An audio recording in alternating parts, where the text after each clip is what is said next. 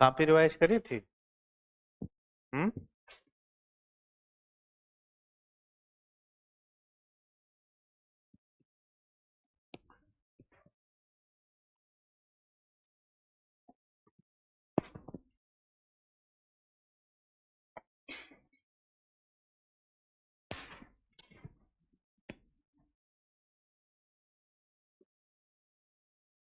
कहाँ तक लिखाया था?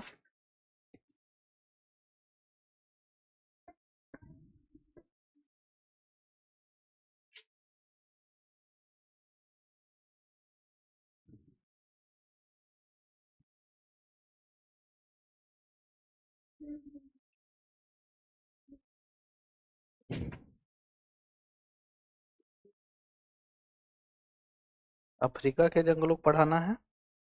ये पूरा हो गया था इसके पहले वाला चैप्टर? अच्छा।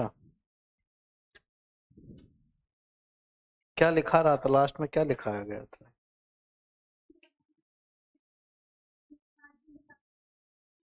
हाँ। हम्म। बस।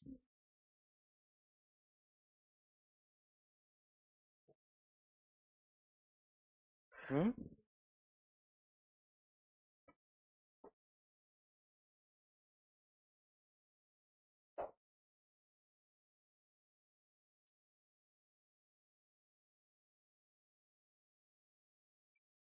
आ जाओ।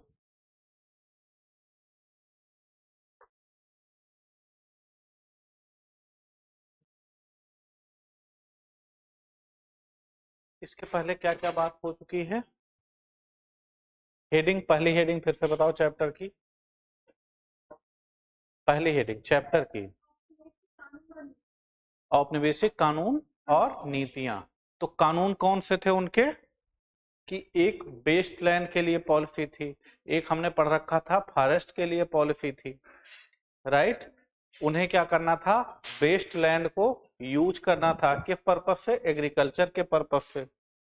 और उसी वेस्टलैंड में क्या होता था? घासें ग्रो करती थी, उसमें ग्रासेस ग्रो करती थी, वही घासें चारागाह के रूप में यूज की जाती थी। तो जो नीतियां इन लोगों ने बनाई उसका उद्देश्य क्या था? उसका उद्देश्य था कि ताकि क्या हो, रेवेन्यू बढ़ जाए। और दूसरा, इन लोगों ने जो फॉरेस्ट पॉलिसी बनाई उसमें क्या था? एक तो बैड लैंड के लिए बनाया था या बेस्ट लैंड के लिए बनाया। तो बेस्ट लैंड में क्या था कि चारागाह जो एग्रीकल्चर के लिए भूमि थी उसको बढ़ाना था, राइट। तो बेस्ट लैंड एक्ट आया था ना एक, तो उसमें क्या कहा गया कि जो चारागाहों की भूमि है उसको कृषि भूमि में कन्वर्ट करना। दूसरा, जो फॉरेस्ट के लिए पॉलिसी आई थी उसका क्या उद्देश्य था? कि फॉरेस्ट एरिया को कमर्शियल एरिया में कन्वर्ट करना है, मतलब उसमें प्लांटेशन करना है। और दूसरा क्या किया था उसमें? कुछ एरिया को कृषि योग्य भूमि में कन्वर्ट करना है। तो इसका प्रभाव भी किस पे पड़ेगा? चारागाहों पर, क्योंकि कई बार जंगल और चारागाह को आप अलग नहीं कर पाओगे। जो जंगल होगा और जो चारागाह होंगे उनको अलग नहीं कर पाओगे। कि सपोज करो यहां जंगल है इतने में और इतने में क्या है, चारागाह है। ऐसे में ये चारागाह, इसके लिए कोई नियम बनाया जाएगा तो ये चारागाह क्या होगा, प्रभावित होगा, राइट। दूसरा क्या किया इन लोगों ने? प्रोटेक्टेड एरिया बना दिए और रिजर्व एरिया बना दिया। तो रिजर्व एरिया के कारण भी क्या हुआ, क्या होगा? जो ग्रेजिंग लैंड है वो क्या होगा, कम होगा। तो जितनी पॉलिसीज आएंगी अंग्रेजों की उसका उद्देश्य क्या होगा? अपने हितों की पूर्ति करना। उनके हित क्या हैं? इकोनॉमिक, जो आर्थिक लाभ हैं उसको पूरा करना। जैसे हमने लाभ क्या क्या बताए थे कि लैंड रेवेन्यू क्या होगा, बढ़ जाएगा, लकड़ियां उनको ज्यादा मिलेगी। दूसरा, बाद में क्या करेंगे, पशुओं पर भी टैक्स लगा देंगे, कैटल टैक्स। ग्रेजिंग लैंड पर टैक्स लगा देंगे, परमिट जारी करेंगे वो कुछ एरिया के लिए। तो ऐसे में क्या होगा, एक्सप्लॉयटेशन बढ़ जाएगा। दूसरी हेडिंग क्या थी?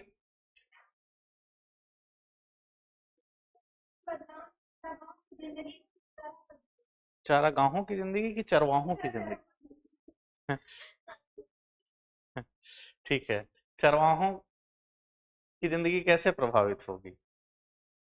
उनके इनकम क्या होंगे? एरिया कम हो जाएगा। एरिया अगर कम हो जाएगा तो डिपेंडेंसी क्या होगी उनकी उस एरिया पर? बढ़ जाएगी। कुछ अभी तक एरिया क्या था? बहुत बड़ा एरिया था, अब क्या हुआ? इतना एरिया बचा। इस पर डिपेंडेंसी अगर बढ़ेगी और सबकी बढ़ेगी इस पर डिपेंडेंसी इन चारागाहों पर, तो ये हो सकता है कि ये चारागाह क्या हो? समाप्त हो जाए धीरे धीरे। ये चारागाह क्या हो? ओवर ग्रेजिंग होने लगेगी ना। कुछ सर्टेन एरिया है यहाँ ओवर ग्रेजिंग होगी। ओवर ग्रेजिंग अगर होगी तो चारागाह धीरे धीरे समाप्त हो जाएंगे। ऐसे में उनके लिए क्या होगा? पशुओं के लिए फूड क्राइसिस क्रिएट हो जाएगी। मतलब फूडर क्या है? उपलब्ध ही नहीं है। तो आर्टिफिशियल तरीके से क्या हो सकता है? ये चारा उन्हें प्रोवाइड करने का प्रयास करें, और वो क्या होगा? कास्टली हो जाएगा, तो इनकी कास्ट क्या होगी? बढ़ जाएगी। तो ऐसे में पशुपालन करना इनके लिए उचित होगा? नहीं होगा। ये क्या करेंगे? अपने पशुओं को छोटे छोटे झुंड में या बेच देंगे। जब चारागाहों की क्राइसिस होगी तो, और उस पे क्या कर रहे हैं? टैक्स भी ले रहे हैं। आप खुद सोचो, खाने के लिए नहीं है पशुओं का, तो उनका पोषण, न्यूट्रिशनल क्वालिटी क्या होगी? मेंटेन होगी उनकी पशुओं की, तो उनका विकास उस लेवल पर हो पाएगा? नहीं हो पाएगा। तो पशुओं का विकास नहीं होगा तो उनकी जो प्रोडक्टिविटी होती है, उत्पादकता जो होती है पशुओं से, चाहे वो मांस के लिए कर रहे हो या उनके बाल के लिए कर रहे हो। जैसे भेड़ है तो भेड़ के बाल से को यूज किया जाता है, लेकिन अगर उनका विकास नहीं होगा तो बाल भी तो नहीं विकसित होंगे। अब भेड़ पता लगा बड़ी ही नहीं हो रही, तो शरीर जितना आकार लेगा उतने बाल शरीर पर प्रोड्यूस होंगे, लेकिन उसके लिए फूड क्राइसिस है तो उसका विकास नहीं हो रहा, तो प्रोडक्टिविटी क्या होगी? कम हो जाएगी ना। जो हमें उनके बाल से जो हम कपड़े बनाते थे उसका उत्पादन क्या होगा? कम हो जाएगा। तो फूड क्राइसिस होने के कारण अगर हम मिल्क के लिए कर रहे हैं तब भी, मांस के लिए, मीट के लिए कर रहे हैं तब भी, तो प्रोडक्टिविटी क्या होगी? कम हो जाएगी। ऐसे में हमें प्रोडक्टिविटी बढ़ानी थी लेकिन प्रोडक्टिविटी क्या हो गई? कम हो गई। और उन जानवरों पर टैक्स भी देना है। टैक्स अंग्रेज क्या करें? धीरे धीरे टैक्स भी बढ़ा रहे हैं, और टैक्स अगर बढ़ाएंगे तो ये लोग क्या होगा? स्ट्रेस में आएंगे ना कि अब क्या करें। तो ये किसके पास जाएंगे? साहूकारों के पास जाएंगे, महाजनों के पास जाएंगे, जो मनी लैंडर हैं। उनसे क्या करेंगे? ऋण लेंगे। इतना पैसा दे दो, 2 महीने में लौटा देंगे। और दो महीने में नहीं लौटा पाए तो कहेगा वो 4 बकरियां जो हैं वो लाके हमको दे दो। राइट? तो इनके पशुओं की संख्या क्या होगी? कम होती जाएगी। इनकी निर्भरता पशुओं पर है और पशुओं की संख्या क्या है? कम होती जा रही। ऐसे में ये क्या होंगे? एक समय आएगा कि लैंडलेस लेबर बन के रह जाएंगे। क्या बन के रह जाएंगे? Landless labour. इनके पास भूमि नहीं है, इधर उधर रहते थे, पशुओं को चराते थे, उन्हीं पर निर्भरता थी। या किसी ने प्लान बनाया कि ऐसा करते हैं, सारी भेड़ों को बेचकर कहीं घर बना के वहीं रहते हैं, कुछ मजदूरी उजदूरी करके किसी तरह से काम करेंगे। तो क्या करेंगे? ये जानवरों को बेचना चालू कर देंगे। संख्या कम करेंगे या तो पूरे जानवरों को बेच देंगे। कुछ जानवरों को महाजन लोग खोल ले जाएंगे, उठा ले जाएंगे, क्योंकि ये पैसा दे नहीं पाएंगे उनका, और नहीं दे पाएंगे तो उनके यहाँ हो सकता है मजदूरी करनी पड़े। राइट? तो अंग्रेजों की पॉलिसी के कारण क्या हो रहा है? इनका एक्सप्लॉयटेशन हो रहा है। वो परिस्थितियां जो निर्मित हो रही हैं वो अंग्रेजों के कारण हो रही हैं। ठीक है? और अगली हेडिंग क्या थी? तो कैसे सामना करेंगे चरवाहे? झुंड का आकार क्या करेंगे? घटा देंगे। झुंड का आकार घटा देंगे तो क्या प्रभाव पड़ेगा? अभी, हाँ, टैक्स कम देना पड़ेगा। दूसरा क्या है? एक तो टैक्स कम देना पड़ेगा, दूसरा ग्रेजिंग लैंड अगर कम होगा तो अब काम चल जाएगा इनका। उन्हें किसी एरिया में अगर ले जाना होगा तो वो आसान हो जाएगा। ठीक है? कोई जरूरी नहीं कि बड़े चारागाह हो तभी काम चले। जब ज्यादा पशु थे तो बड़े चारागाह चाहिए। अब क्या है, संख्या कम हो गई, तो क्या करेंगे, किसी भी प्लेस को यूज कर लेंगे क्योंकि संख्या क्या है, कम है। और क्या, दूसरा क्या लिखाया था इसमें, नए चारागाहों की खोज करेंगे। ये लोग ढूंढेंगे, कोई नया चारागाह मिल जाता तो कुछ दिन का काम हमारा चल जाता। तो ये लोग जंगलों के बीच में या अलग अलग प्लेसेस पे नए चारागाह ढूंढेंगे जहां अंग्रेज नहीं पहुंच पाए, क्योंकि वो क्या करेंगे, उसको खेत बनाएंगे। तो यहां तक हम लोग बात कर चुके थे। झुंड का आकार घटाया और नए चारागाहों की तलाश की। और क्या किया, हाँ, इन्होंने क्या किया, व्यापार करना शुरू कर दिया।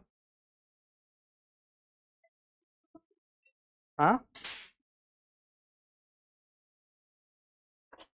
और क्या किया इन्होंने, लिखो, दे स्टार्टेड ट्रेड, उन्होंने व्यापार शुरू कर दिया।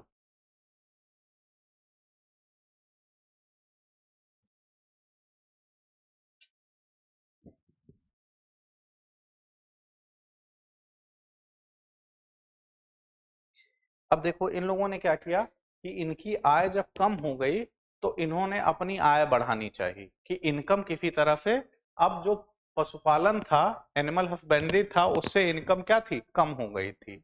ऐसे में अल्टीमेट कोई अल्टरनेटिव सोर्स ढूंढने लगे कि इसके माध्यम से हमें क्या हो, आय हमारी बढ़ जाए। तो आय क्या करेंगे, ट्रेड करने लगेंगे, किसी चीज का व्यापार करने लगेंगे, या सपोज करो कि उनके पास मांस का व्यापार करने लगे, या चमड़े का व्यापार करने लगे, या उस तरह के उत्पाद, मिल्क का व्यापार करना इन लोगों ने शुरू कर दिया। राइट, अलग अलग साधन अपनाएंगे जिससे क्या हो, इनकी आय बढ़ जाए। ठीक है, क्या करने लगे, अलग अलग व्यवसाय, जैसे पहले एनिमल हस्बेंड्री,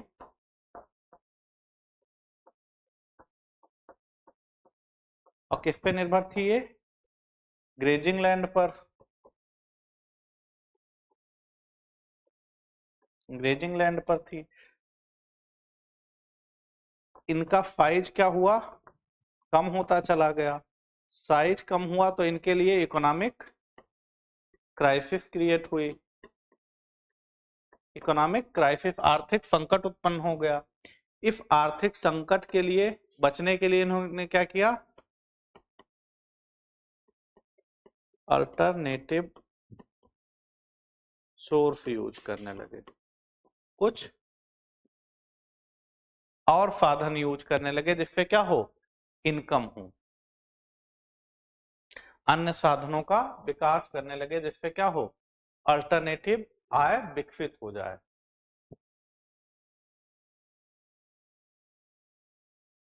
अल्टरनेटिव इनकम क्या हो, विकसित हो सकता है ये काटेज इंडस्ट्री शुरू कर दें, या एग्रीकल्चर शुरू कर दें, कृषि करना शुरू कर दें, या ट्रेड, कई चीजों का ट्रेड करना शुरू कर दें। जैसे क्या होता है, सामान बेचने जाते हैं ना, गांव गांव क्या होता है, गांव में अभी भी ये परंपरा है, साइकिल पर रखेंगे और जो उत्पाद होंगे उसको गांव गांव जाके बेचेंगे। तो इस तरह के व्यवसाय, छोटे छोटे व्यवसाय, ऐसा नहीं होगा कि ये बड़ी बड़ी इंडस्ट्री सेटअप कर लेंगे। ट्रेड का मतलब इस तरह से ना समझना, छोटे छोटे उद्यम अलग अलग अपनाने लगेंगे जिससे क्या होगा, अल्टरनेटिव सोर्स विकसित हो जाए। काटेज इंडस्ट्री का मतलब कुटीर उद्योग। कुटीर उद्योग क्या होते हैं, जो घर के स्तर पर कर सकते हैं। जैसे जैसे क्या करना, लकड़ी से क्या वो बनाते हैं ना, क्या कहते हैं उसको, टोकरी, टोकरी बनाते हैं। जैसे बांस के उत्पाद, बहुत सारे बांस के उत्पाद बनाते हैं। तो इस तरह के व्यवसाय धीरे धीरे लोग क्या करेंगे, स्टार्ट कर देंगे। कुछ लोग कहेंगे कि हम फिशिंग करेंगे, मछली पकड़ेंगे, वहां से अलग इनकम हो सकती। तो ऐसे अल्टरनेटिव सोर्स विकसित करेंगे ताकि क्या हो, इनकम इनकी फिर से रिवाइव हो जाए या बढ़ जाए।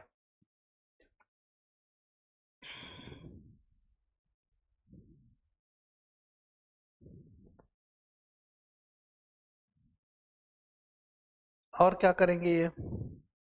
अभी तक ये क्या कर रहे थे कि एक प्लेस से दूसरे प्लेस पर आ जा रहे थे।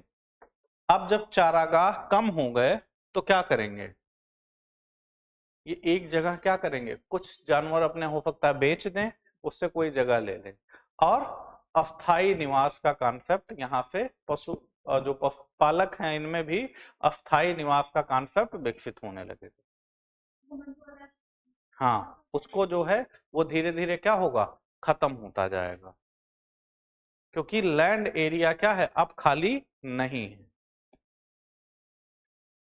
तो क्या लिखेंगे कि दे सेटल डाउन, वो एक स्थान पर स्थिर जीवन व्यतीत करने लगेंगे। लिख लो, वो एक स्थान पर स्थिर जीवन व्यतीत करने लगेंगे।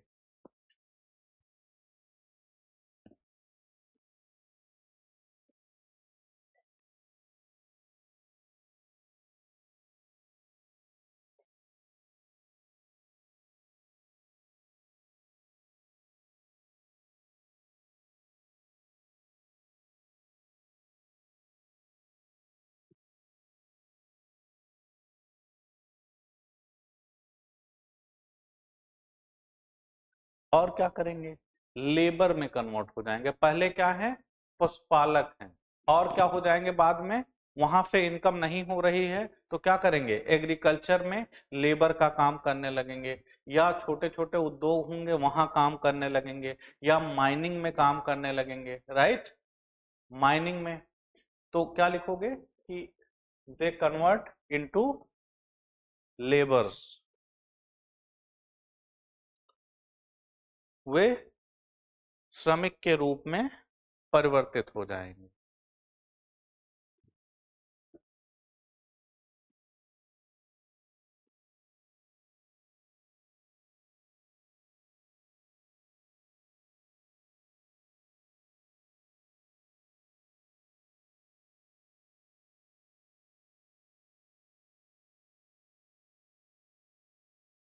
पहले ये क्या कर रहे थे, अपने जो साइज था या झुंड जो जानवरों का था उसको कम करेंगे, वहां कम करने से भी बात नहीं बनी तो क्या करेंगे, लैंडलेस लेबर में कन्वर्ट हो जाएंगे, कि कहीं पर क्या करेंगे, काम करना शुरू कर देंगे। तो काम कहाँ करेंगे, एग्रीकल्चर में काम करेंगे, अगर आसपास एरिया में माइनिंग हो रही है तो माइनिंग में काम करेंगे, यही सब तो काम था, तो इन सब काम में लग जाएंगे, छोटे उद्योगों में। ठीक है, बड़े उद्योग उस समय क्या है, नहीं है। और क्या प्रभाव पड़ेगा, तो यही सब प्रभाव है इनका। इन सब के कारण क्या होगा, इन सब के कारण क्या होगा,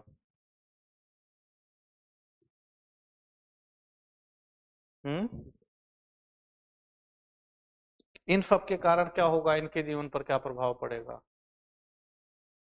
अब देखो, ये स्ट्रेस में आ रहे हैं, हमने क्या बताया कि इसमें ज्यादातर क्या है, ट्राइब्स हैं, ट्राइब्स है ना, तो ट्राइब्स तो अलग अलग जो वन कानून आए थे उससे परेशान थे, अब पशुओं पर जो कानून आया उससे परेशान हो गए, और दूसरा क्या हमने बताया था, दूसरा जो वेस्ट लैंड एक्ट आया उसके कारण परेशान थे, जो परमिट लागू की गई उसके कारण परेशान थे, जो टैक्सेशन सिस्टम किया गया उससे परेशान थे।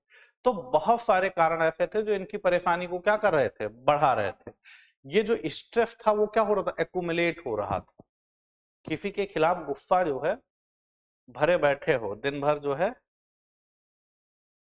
किसी के खिलाफ गुस्सा हो और बोलो मत, लंबे समय तक ना बोलो, तो क्या होगा, धीरे धीरे एक्यूमुलेट होता जाएगा ना, और अगला सोचेगा कुछ कर नहीं रहा है, इसको जो भी बोलेंगे सब बर्दाश्त कर लेगा, तो क्या होगा, वो गुस्सा गुस्सा किसी दिन फटेगा, फटेगा तो क्या होगा, वही 1857 की क्रांति का रूप ले सकता है। तो क्या होगा, हम देखते हैं भारत में बहुत सारे ट्राइबल मूवमेंट इस तरह के होते हैं, ट्राइबल मूवमेंट होंगे या ट्राइबल रिवोल्ट होंगे, बहुत सारे विद्रोह, एक दो नहीं है, कम से कम 20-25 विद्रोह हैं जो बड़े विद्रोह की श्रेणी में आते हैं। स्थानीय स्तर पर विद्रोह होगा और बड़े लेवल पर भी होगा, संथाल उन्थाल विद्रोह बड़े विद्रोह माने जाते हैं। बहुत हैं, ठीक है। हर एरिया में 4-6 विद्रोह ट्राइब्स के हैं इस तरह के। तो ये सब क्या होगा, इसके कारण रिवोल्ट के लिए क्या होगा, एक मार्ग प्रशस्त करेंगे। और कौन कर रहा है, अंग्रेजों की नीतियां कर रही, उनका एक्सप्लॉयटेशन कर रहा है। अगला, अफ्रीका में चरवाहा जीवन, अगला चैप्टर है। अफ्रीका में चरवाहा जीवन क्या है?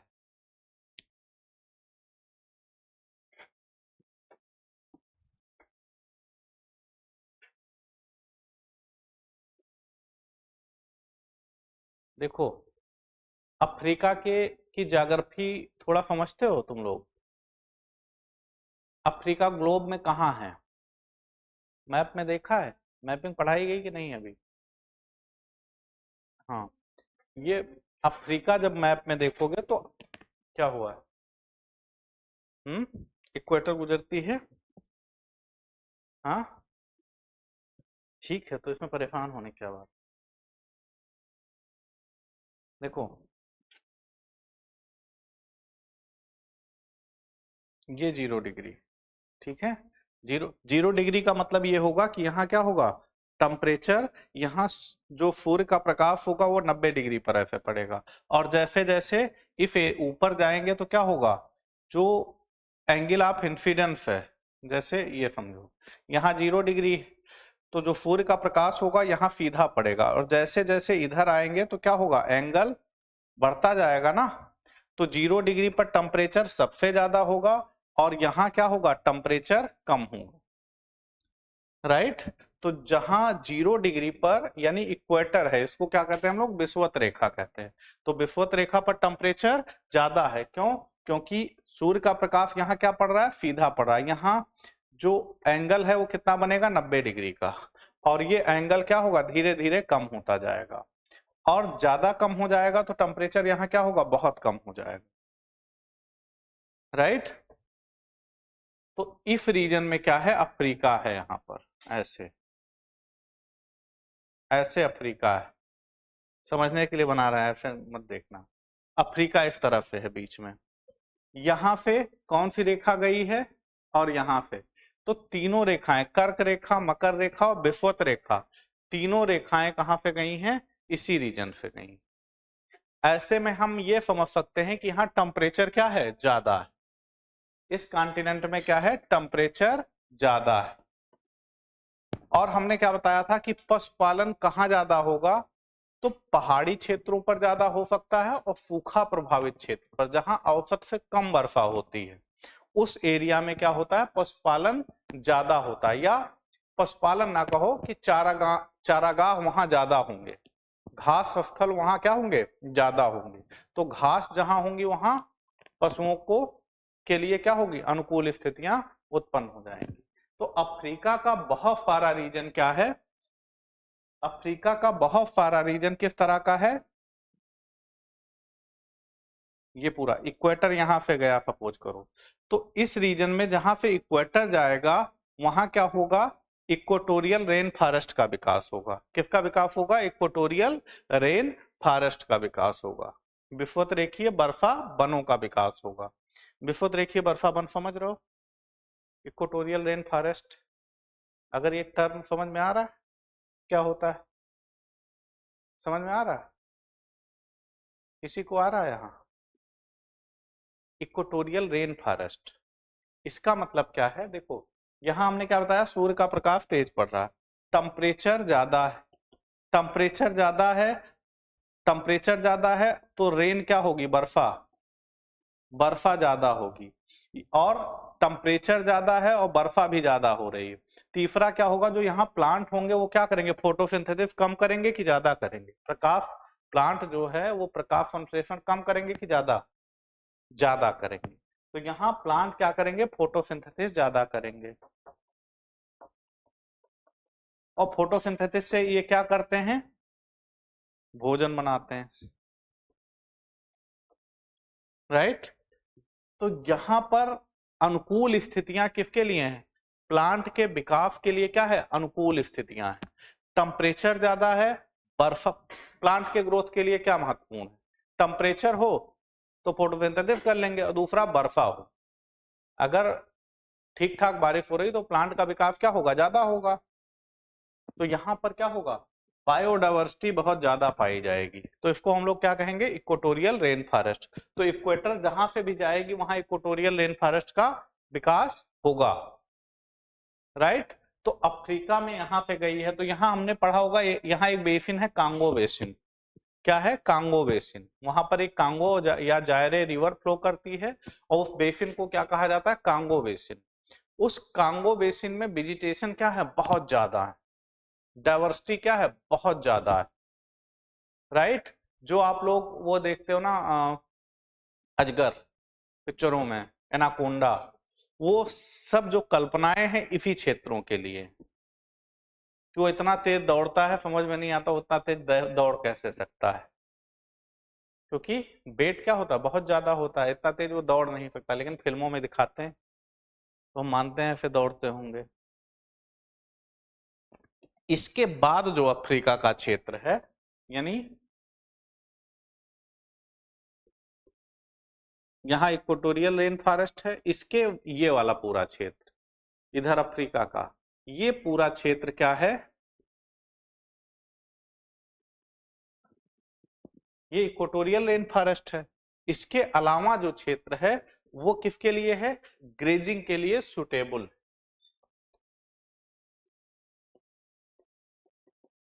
ग्रेजिंग के लिए यहां हम लोग क्या कहते हैं? सवाना घास के मैदान पाए जाते हैं। क्या पाए जाते हैं? Savanna, right. सवाना घास के मैदान पाए जाते हैं। यहाँ कुछ थोड़ी सी दूर पर मानसूनी जलवायु पाई जाती है, मानसून टाइप क्लाइमेट पाया जाता है। लेकिन इसके अलावा क्या है? चारागाह बहुत ज्यादा पाए जाते हैं। तो अगर चारागाह पाए जाएंगे इस वाले रीजन में, तो पशुपालन क्या होगा? यहाँ पर मुख्य व्यवसाय हो जाएगा। और ये घासें कैसी हैं? जो ग्रासलैंड यहाँ है वो किस तरह का है? मौसम के अनुरूप क्या होगा? बदलता रहेगा। जैसे गर्मियों में हमारे यहाँ गर्मी होगी तो ये घासें यहाँ क्या होंगी? बहुत सारे क्षेत्रों में घासें क्या होती हैं? सूखने लगती। तो पशुओं का क्या होगा? एक स्थान से दूसरे स्थान पर पलायन होगा। ठीक है। दुनिया में जितने चारागाह हैं उसमें से आधा कहाँ है? अफ्रीका में। उसमें से आधा कहाँ है? अफ्रीका में। पॉपुलेशन भी, जो चरवाहे होते हैं उनका पॉपुलेशन भी सबसे ज्यादा कहाँ है? अफ्रीका में। क्योंकि वो किसने बनाया? क्लाइमेट ने निर्मित कर दिया है इस तरह की परिस्थितियां हैं। यहाँ पर क्लाइमेट ने इस तरह की परिस्थितियां बना दी हैं ताकि क्या हो? चारागाहों का यहाँ विकास हो सके। लेकिन जो यहाँ सवाना में जो चारा पाया जाएगा या जो ग्रास पाई जाएगी, उसमें वो घासें किस तरह की होंगी? क्या न्यूट्रिशियस होंगी? पोषकता होगी उन घासों में? नहीं होगी। घासें पाई जाएंगी लेकिन वो न्यूट्रिशियस घासें नहीं होंगी। पोषक पोषक मान उसमें उस लेवल का नहीं होगा जितना शीतोष्ण घास के मैदानों में पाई जाएंगी, मतलब नीचे की तरफ। ऊपर नीचे दोनों तरफ घासें पाई जाएंगी, लेकिन उनका स्वरूप क्या है? अलग। यहाँ जो सवाना में घासें पाई जाएंगी उनमें पोषकता नहीं होगी।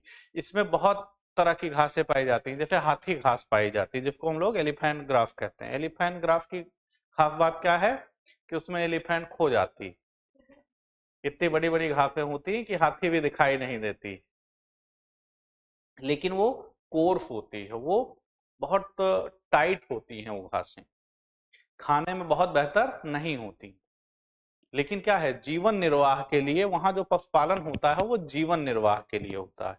एक होता है वाणिज्यिक स्तर पर पशुपालन करना, कॉमर्शियल लेवल पर करना, तो उसके लिए ये सुटेबल नहीं है। जीवन निर्वाह करने के लिए लोग यहाँ पर पशुपालन करते हैं, इसके लिए नहीं करते हैं कि वो करोड़पति बन जाएं, किसी तरह से उनका जीवन चल सके, वो सरवाइव कर सके। इस कारण से इस एरिया में क्या होगा? पशुपालन होगा। क्लियर हो रहा? तो मैं ऐसे बोल रहा हूं। तो हमने क्या बताया कि दुनिया में आधी पॉपुलेशन जो चरवाहों की है इस रीजन में पाई जाती है। उसका कारण क्या है? यहाँ की भौगोलिक दशाएं, यहाँ की जियोग्राफिकल कंडीशन। जियोग्राफिकल कंडीशन में क्या क्या आएगा? टेम्परेचर, रेनफॉल, सॉइल की कंडीशन। तो सभी कंडीशन क्या है? ग्रासलैंड के विकास को क्या करती हैं? बढ़ावा देती हैं। इस तरह की घासों को हम लोग क्या कहते हैं? एक टर्म यूज करते हैं, पार्कलैंड। कि पार्कलैंड का मतलब क्या हुआ कि यहां ग्रास के साथ साथ कुछ ट्री पाए जा रहे हैं, कुछ प्लांट भी पाए जा रहे हैं। ठीक है। जो जानवर यहाँ पाए जाएंगे, जो पशु पाए जाएंगे, उनमें क्या होगा? बहुत डाइवर्सिटी होगी, अलग अलग तरह के पशु यहाँ पर पाए जाएंगे। तो पशुपालन के लिए ये दशाएं क्या हैं? ठीक हैं। यहाँ पशुपालन जो है लोगों की जीविका का महत्वपूर्ण साधन होगा, क्योंकि खेती बहुत बड़े पैमाने पर यहाँ नहीं हो सकती। वर्षा क्या होगी? औसत से कम होगी। एवरेज जो रेनफॉल है उससे क्या होगी? वर्षा यहाँ पर कम होगी। और देखो पशुपालन और कहाँ हो सकता है? तो हमने क्या बताया था? पर्वतीय क्षेत्रों में। पर्वतीय क्षेत्रों में क्या है? पशुपालन ज्यादा होगा, क्योंकि एग्रीकल्चर के लिए लैंड एरिया वहां भी क्या है? कम है, स्लोप है। इस पे आप बहुत बड़े पैमाने पर खेती नहीं कर सकते हो। थोड़ा बहुत ढाल हो तो हो सकता है कुछ ग्रो कर सकते हो, लेकिन अगर स्लोप ज्यादा है तो यहाँ खेती नहीं कर सकते हो। लेकिन पशुओं के लिए क्या होगा? घासें यहाँ उगेंगी, तो पशुओं के लिए चारागाह के रूप में ये एरिया क्या होगा? सुटेबल हो जाएगा। तो पर्वतीय क्षेत्रों में, और जो ऐसे एरिया हैं एरिड या सेमी एरिड एरिया हैं। अब एरिड क्या होता है, सेमी एरिड एरिया क्या होता है? हम्म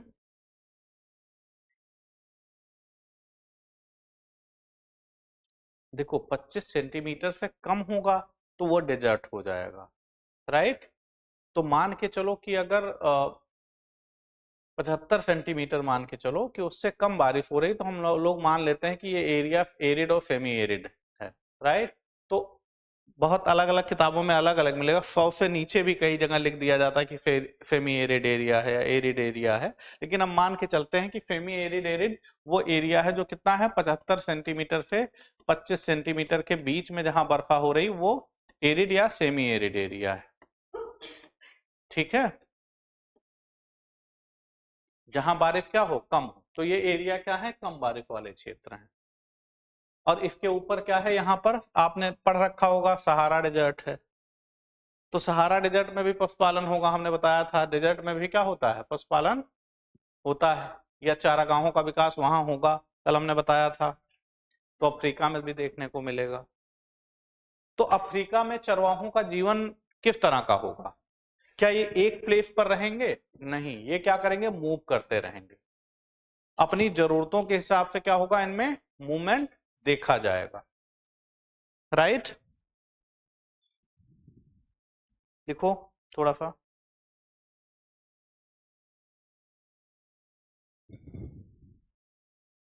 इस चैप्टर में, लिखो। हेडिंग डाला, अफ्रीका में चरवाहा जीवन। More than half of the world pastoral population lives in Africa. विश्व में आधी से अधिक चरवाहा आबादी अफ्रीका में रहती।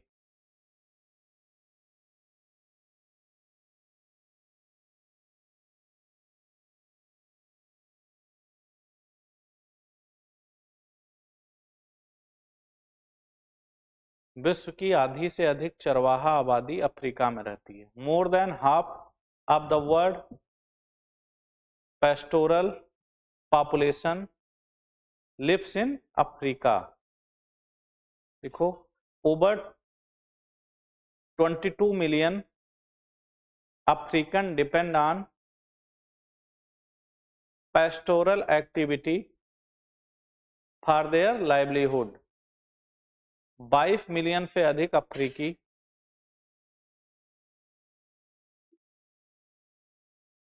22 मिलियन से अधिक अफ्रीकी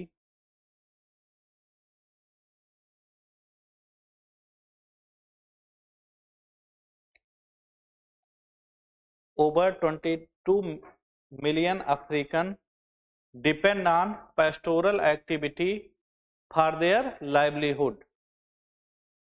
22 मिलियन से अधिक अफ्रीकी अपनी आजीविका के लिए चरवाहा गतिविधियों पर निर्भर हैं।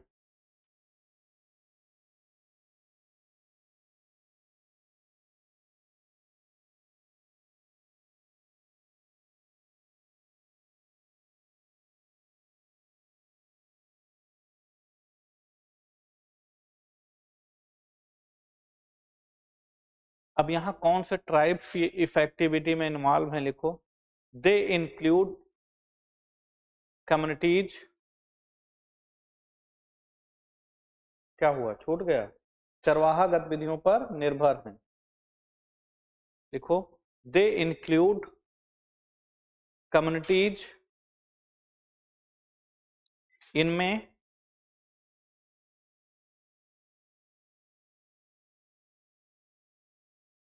बेडोइन, बेडोइन, ते क्या हो गया, तुम लोग क्या कहानी चल रही, बताओ हमको, कुछ तो चल रहा है। अच्छा मैप देख रहे थे, कंफ्यूजन हो रहा है क्या कुछ? हाँ पूछो, मैं गलत पढ़ा रहा हूँ? अच्छा तुमने बनाया है, तो क्या बनाया है तुमने? ठीक है, अच्छा बनाया। इतना टेढ़ा अफ्रीका है, तुम लोग तो मुझे लगता है मैं कितना तुम लोग देखता हूँ तो मुझे लगता है मैं तो अच्छा बनाता हूँ।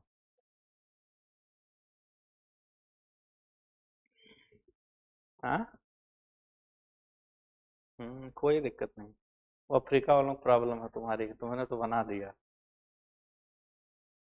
ठीक है, इसको लिखा, लिखो। They includes communities like Bedouins, BEDO, BEDOUINS, बेडुइन्स।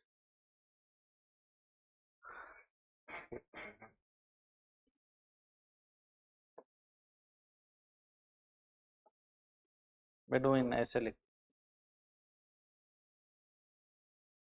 ऐसे देखते हो। बर्बर, बेडुइन्स, बर्बर, बर्बर, BERBERS, बर्बर्स, बर्बर्स जो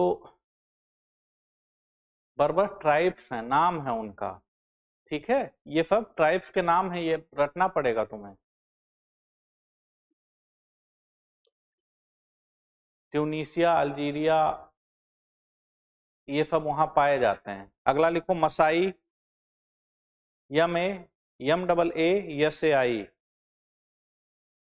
मसाई, बुडोइन्स, बर्बर, मसाई, सोमाली, बोरान और तुर्काना जैसे समुदाय शामिल हैं। Communities like Bedouins, Berber, Maasai, Somali, Boran and तुर्काना।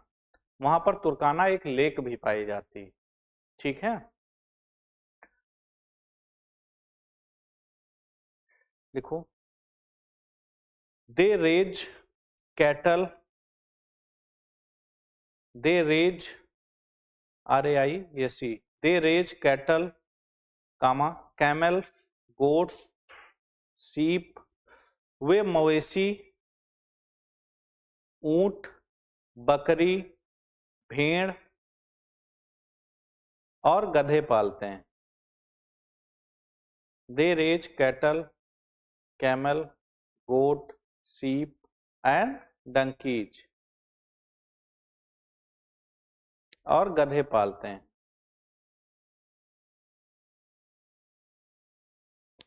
लिखो, and sell milk, meat, animal skin, animal skin और leather, animal skin, and wool और दूध, मांस, जानवरों की खाल और ऊन बेचते हैं। दूध, मांस, जानवरों की खाल और ऊन बेचते हैं।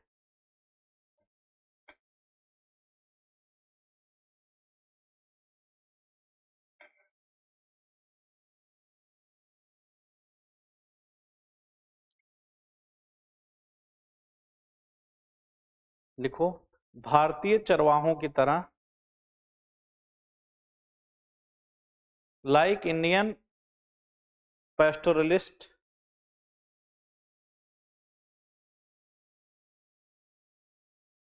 their lives changed dramatically।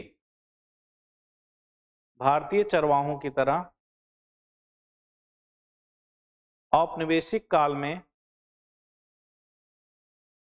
उनके जीवन में नाटकीय बदलाव आया। उनके जीवन में नाटकीय बदलाव आया। Like Indian pastoralist, their lives changed dramatically during colonial period।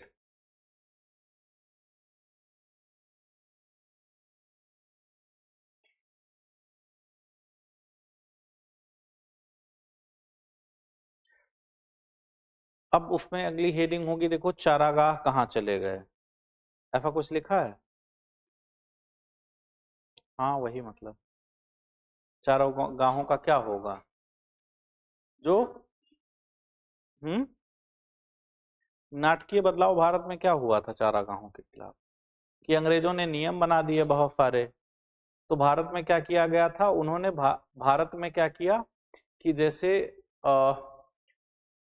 जो रिजर्व बना दिया था ना, रिजर्व एरिया बना दिया था कि वहां कोई एंटर नहीं कर सकता है। इस तरह से बनाया था ना, रिजर्व एरिया बना दिया था। और क्या किया गया था, एग्रीकल्चर, जो चारागाह थे उसको एग्रीकल्चर लैंड में कन्वर्ट कर दिया गया था। तो चारागाह क्या हो गए थे, फ्रिंक हो गए थे ना। ऐसे में अब ये कहीं भी आ जा सकते थे, तो उनको भी रोक दिया गया था। ऐसी भी चीजें देखने को मिली। ठीक है, तो वही चीजें यहां भी होंगी। तो वही नाटकीय बदलाव क्या होगा, यहां पर होगा। एक वहां पर मसाई लैंड था अफ्रीका में, जो केन्या में, जैसे मसाई, केन्या तंजानिया में मसाई नामक ट्राइब पाई जाती है। ये सब क्वेश्चन पूछे गए हैं। तो मसाई नामक ट्राइब वहां पाई जाती है। तो वो केन्या तंजानिया में रहते थे। और उस समय कौन रह रहा है वहां पे, अंग्रेज रह रहे हैं। मतलब कॉलोनियल रूल है ना, औपनिवेशिक सत्ता है वहां पर। तो वो क्या करेंगे कि उनके बीच में कुछ क्षेत्रों को लेके क्या है, संघर्ष चल रहा है। किसके बीच में, फ्रांसीसियों के बीच में और अंग्रेजों के बीच में, ब्रिटिशर्स के बीच में। तो होगा क्या कि इस फेज में जब संघर्ष चल रहा है, तो वो आपस में क्या करेंगे, डिवाइड कर लेंगे उस एरिया को, कि नहीं इतना जो है अब फ्रेंच कॉलोनी है और इतनी ब्रिटिश कॉलोनी है।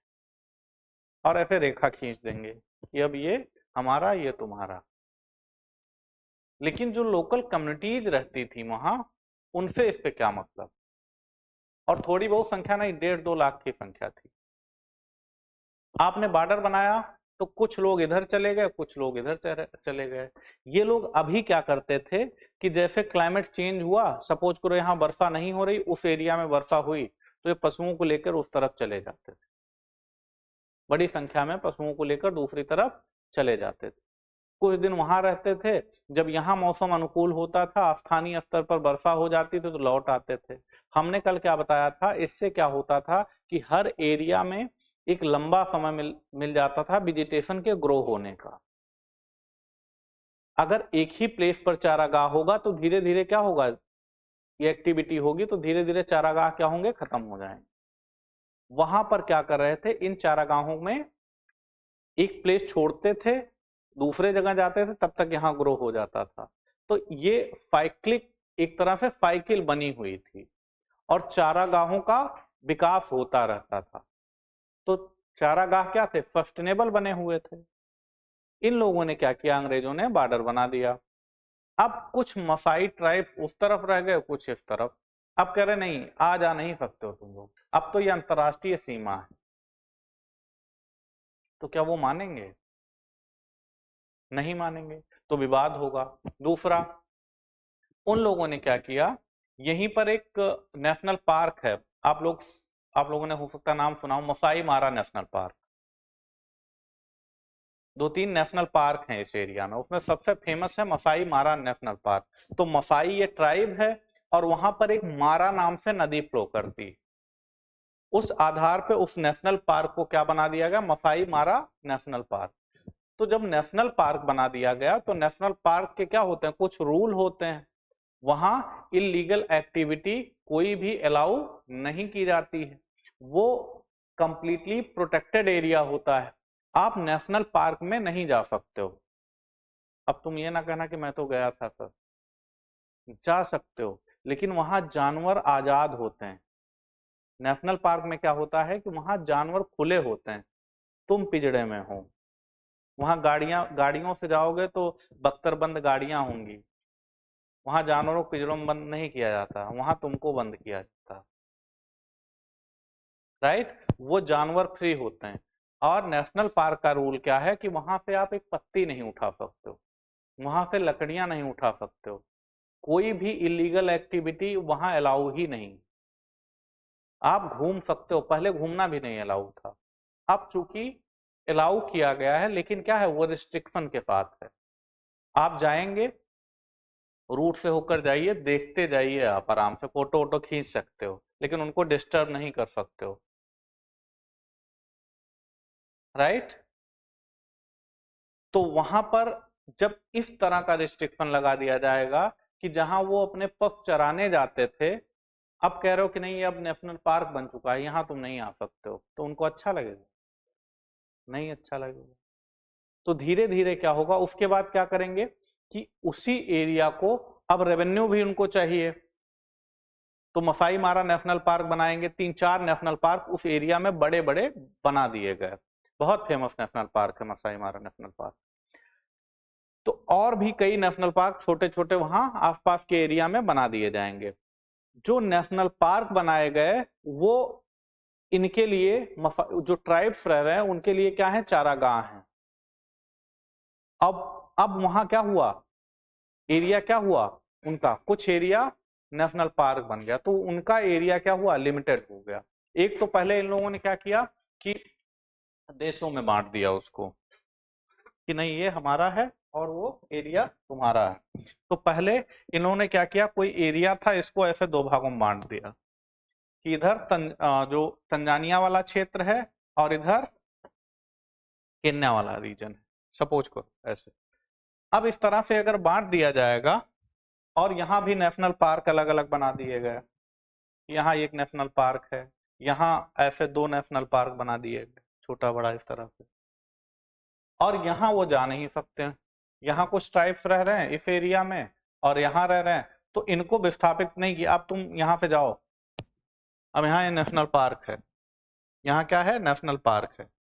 तो दोनों नेशनल पार्क भी बना दिया गया। दूसरा क्या किया गया यहाँ पर, अब उनके लिए एरिया क्या हुआ? कम कर हो गया ना।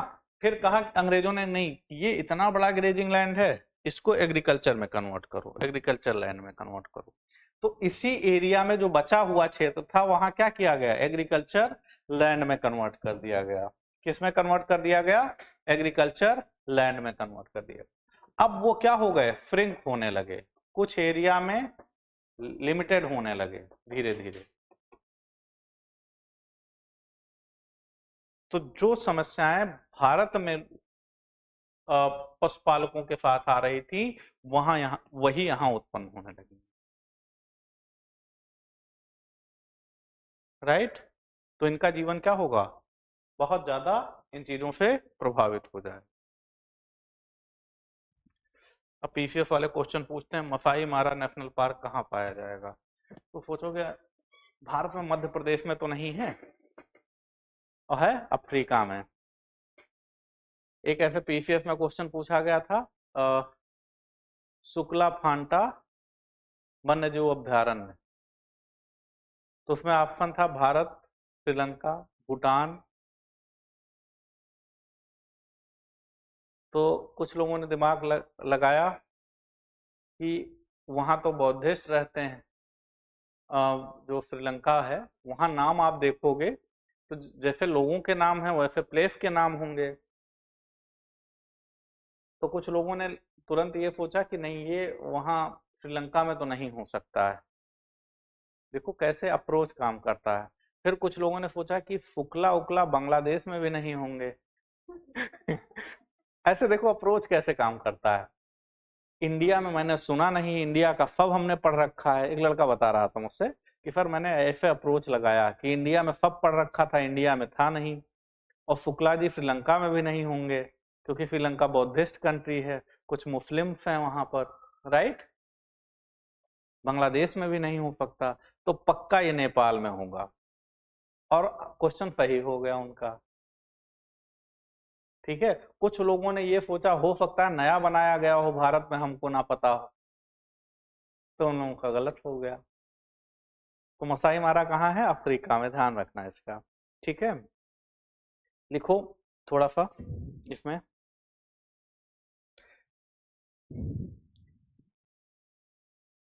क्या हो गया? Before colonial times,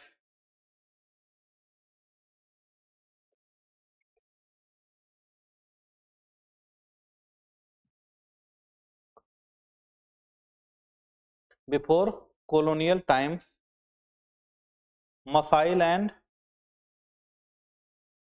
cover over a vast area. Maasai land, जहां मसाई ट्राइब्स पाई जा रही थी, दो देशों को मिला के, जैसे केन्या और तंजानिया, उन क्षेत्रों को मिला के क्या कहा जाता था? मसाई लैंड। जहां मसाई ट्राइब्स पाई जाती है, दो देश हैं, राइट, देश तो बाद में बने। तो उसके बीच में जहां मसाई ट्राइब्स पाई जा रही थी उनको मसाई लैंड कहा जाता था। Cover over a vast area from north Kenya, from north Kenya to northern Tanzania. औपनिवेशिक काल में, औपनिवेशिक काल से पहले, औपनिवेशिक काल से पहले मसाई लैंड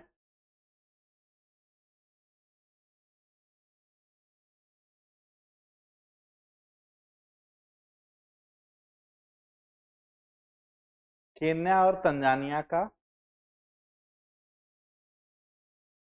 केन्या और तंजानिया तक एक विशाल क्षेत्र में फैला था।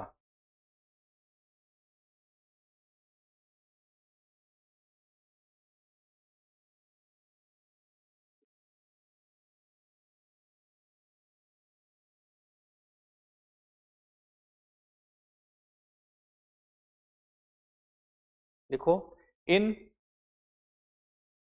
1885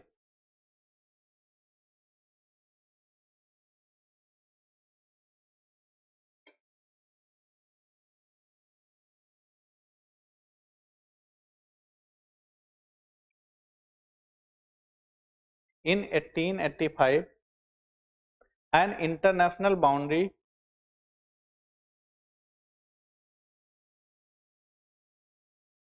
between British Kenya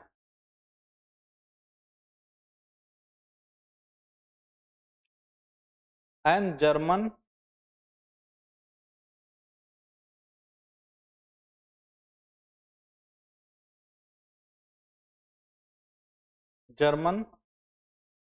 तंगानिका, लिखो TAN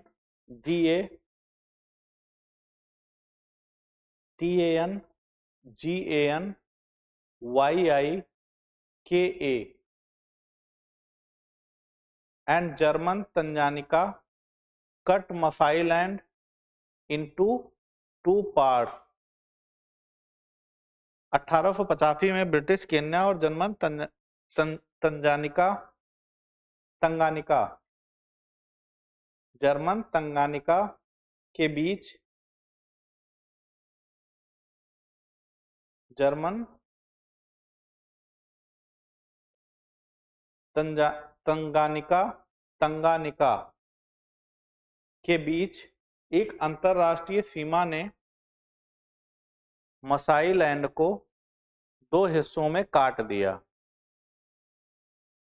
यहां पर एक तंजानिका लेक पाई जाती है जो विश्व की दूसरी सबसे गहरी लेक है, राइट।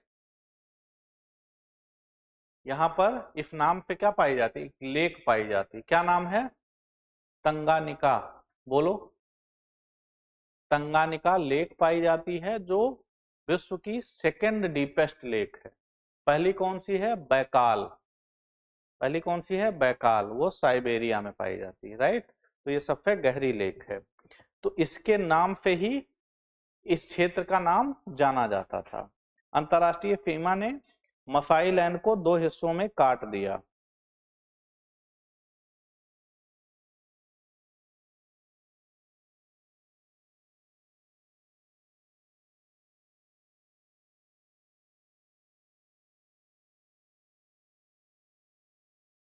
अब जो बेहतर चारागाह थे वहां, उस पर क्या किया, जो यूरोपियन थे उन्होंने अपना सेटलमेंट बना लिया, राइट। लिखो, the best grazing lands where taken over for European settlement. सबसे अच्छे चारागाहों को यूरोपीय बस्तियों के लिए ले लिया गया।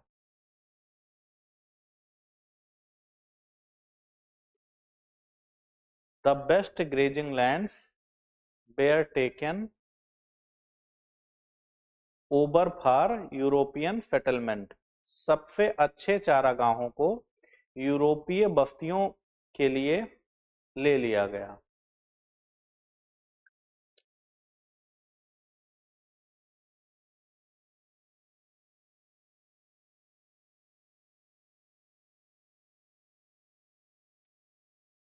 देखो अगला, the Maasai lost about 60% of their pre colonial lands.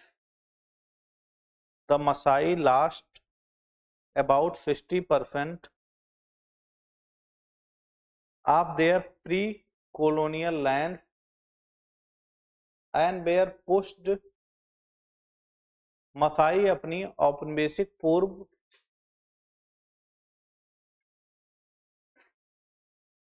या मसाई अपने उपनिवेश के पहले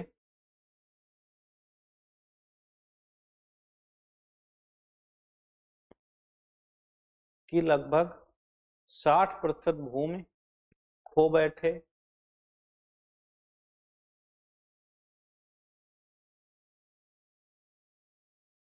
60% of their pre-colonial lands and were pushed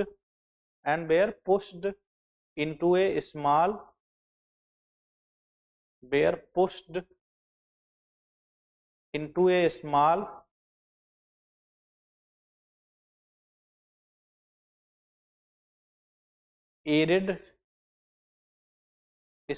arid zone with poor grazing lands। 60% भूमि खो बैठे और खराब चारागाहों वाले छोटे शुष्क क्षेत्र, खराब चारागाहों वाले छोटे शुष्क क्षेत्रों में ढकेल दिए गए।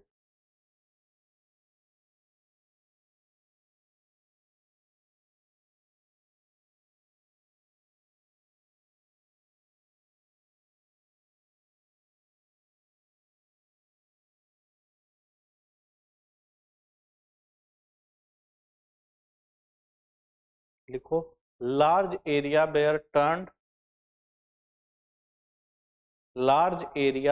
टर्न्ड बड़े क्षेत्रों को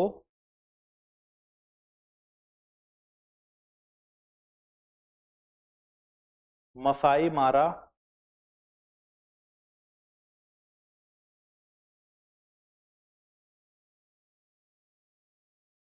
और सेरेंगेटी, मसाई मारा और सेरेंगेटी,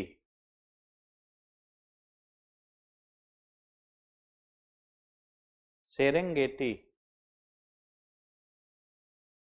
पार्क जैसे मसाई मारा और सेरेंगेटी, सा पर एक मात्रा, रा पर एक मात्रा, आधा ना, गा पर एक मात्रा, टा पर बड़ी मात्रा। मसाई मारा और सेरेंगेटी पार्क जैसे रिजर्व में बदल दिया गया।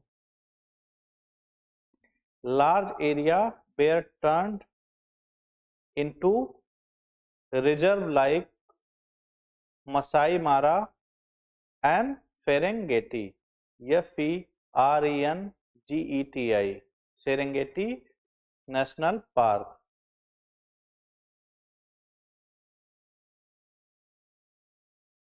अब क्या होगा, इनको क्या रिजर्व में जाने दिया? हमने क्या बताया, नेशनल पार्क का जो कॉन्सेप्ट है, तो नेशनल पार्क में किसी को जाने दिया जाएगा? नहीं जाने दिया जाएगा। तो लिखो आगे, pastoralist were not allowed to enter these reserve, चरवाहों को इन रिजर्वों में प्रवेश की अनुमति नहीं थी।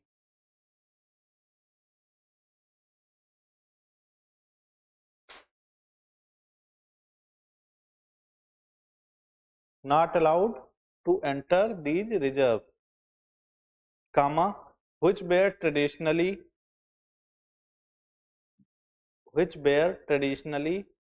their regular grazing grounds, अनुमति नहीं थी, जो परंपरागत रूप से उनके नियमित चारागाह हुआ करते थे।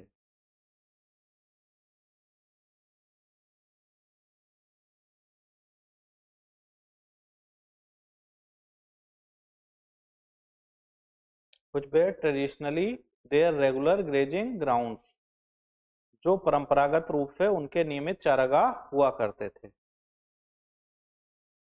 चारागाह हुआ करते थे। आगे लिखो, और क्या करेंगे, ये एग्रीकल्चर को क्या करेंगे, प्रमोट करेंगे अंग्रेज ना, क्योंकि उन्हें उस पर टैक्स मिलता है। तो लिखो, द ब्रिटिश इनकरेज्ड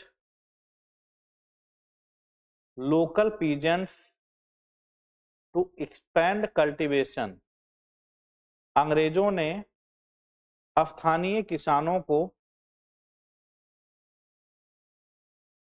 खेती का विस्तार करने के लिए प्रोत्साहित किया। The British encouraged local peasants to expand cultivation,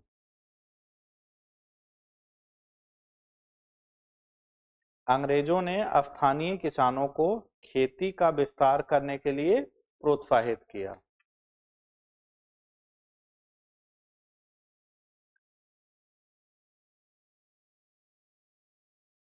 देखो, pasture lands were turned into cultivated field, चारागाहों को खेती योग्य भूमि में बदल दिया गया,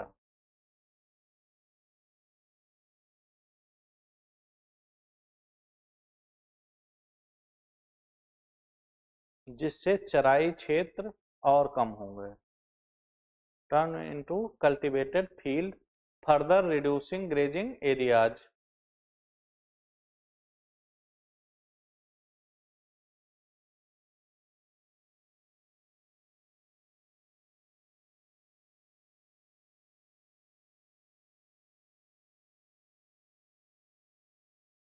और क्या होगा, क्या सीमाएं, एक तो हमने क्या बताया, जब बांटेंगे तो क्या होगा, बहुत सारी सीमाएं बन जाएंगी, बाउंड्री बन जाएंगी, तो उससे क्या होगा, मूव करना कठिन हो जाएगा।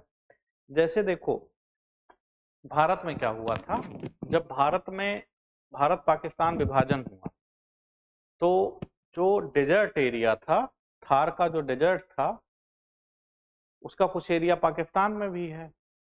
तो यहाँ पे जो ऊंट चराते थे वो कहाँ तक चले जाते थे, वो सिंधु नदी के पास तक चले जाते थे। जब उधर हरा चारा होता था तो उधर चले जाते थे। तो कुछ दिन क्या होता था, सरवाइव करना उनके लिए आसान हो जाता था।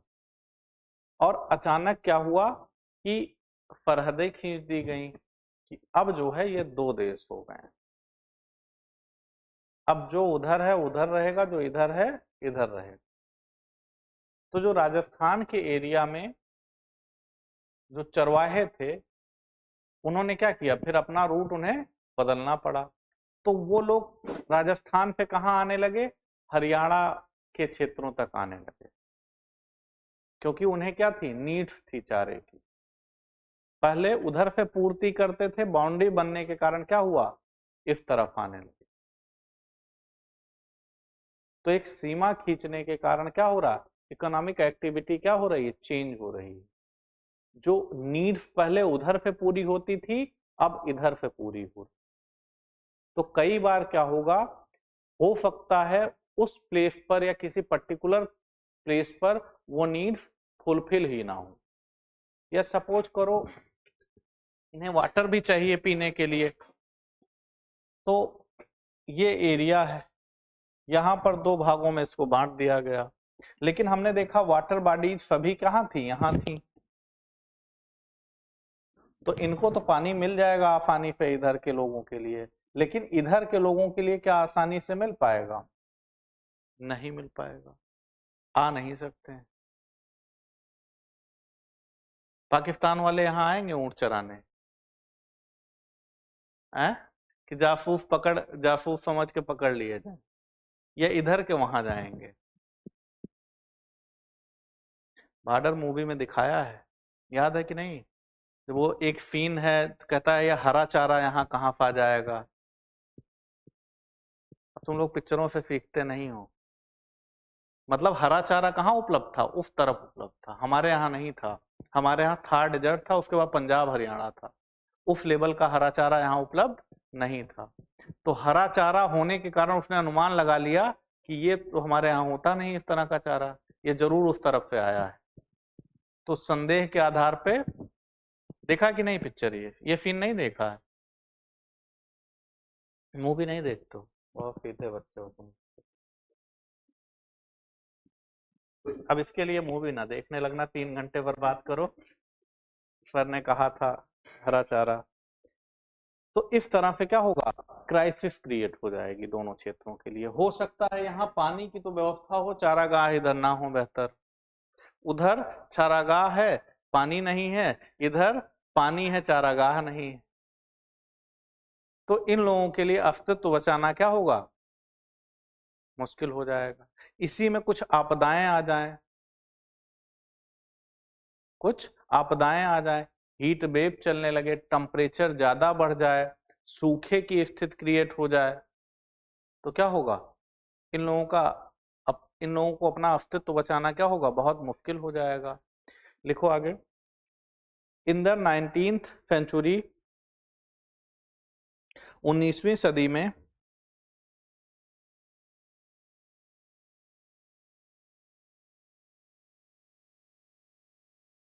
इन द 19th century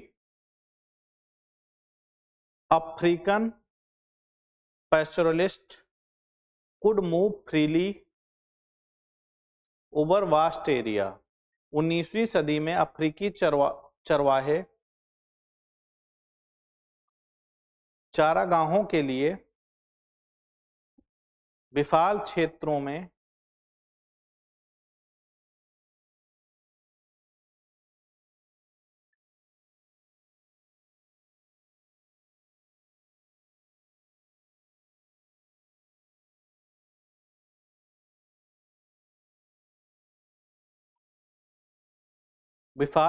में स्वतंत्र रूप से आवाजाही कर सकते थे। could move freely over a vast area for pastures.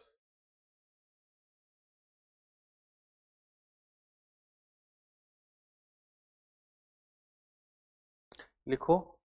अब क्या होगा, अंग्रेज आएंगे तो इस पे क्या होगा, प्रतिबंध लग जाएगा। लिखो, द कॉलोनियल अथॉरिटी, औपनिवेशिक सरकार ने 19वीं सदी के अंत में, the colonial authority restricted their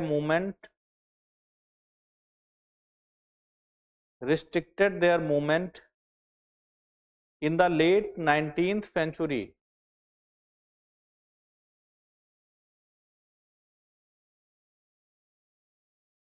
औपनिवेशिक सरकार ने 19वीं सदी के अंत में उनके आवागमन पर प्रतिबंध लगा दिया।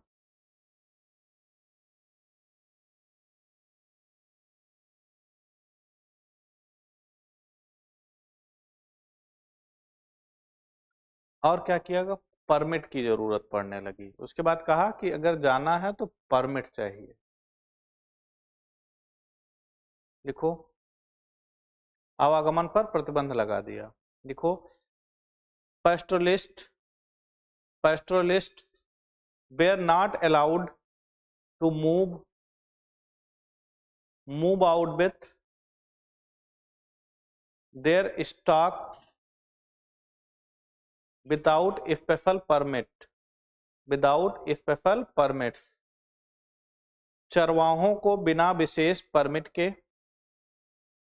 चरवाहों को बिना विशेष परमिट के अपने मवेशियों के साथ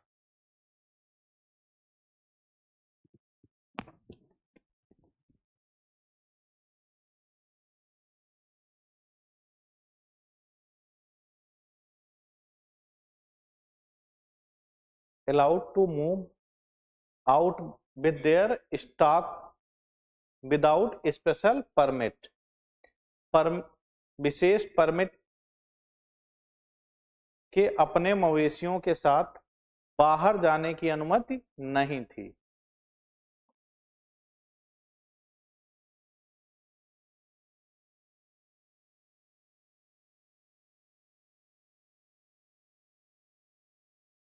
अंग्रेज थे, क्या परमिट इतने आसानी से दे देंगे? नहीं देंगे। तो लिखो, permit were difficult to obtain without harassment. बिना उत्पीड़न के परमिट प्राप्त करना मुश्किल था। बिना उत्पीड़न के परमिट प्राप्त करना मुश्किल था।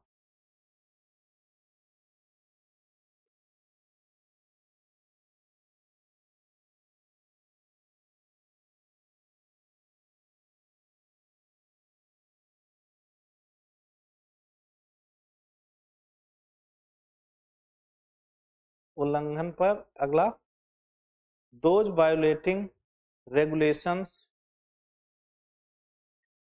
Received harsh punishment. नियमों का उल्लंघन करने वालों को कड़ी सजा दी जाती थी। Those violating regulations received harsh punishment. नियमों का उल्लंघन करने वालों को कड़ी सजा दी जाती थी।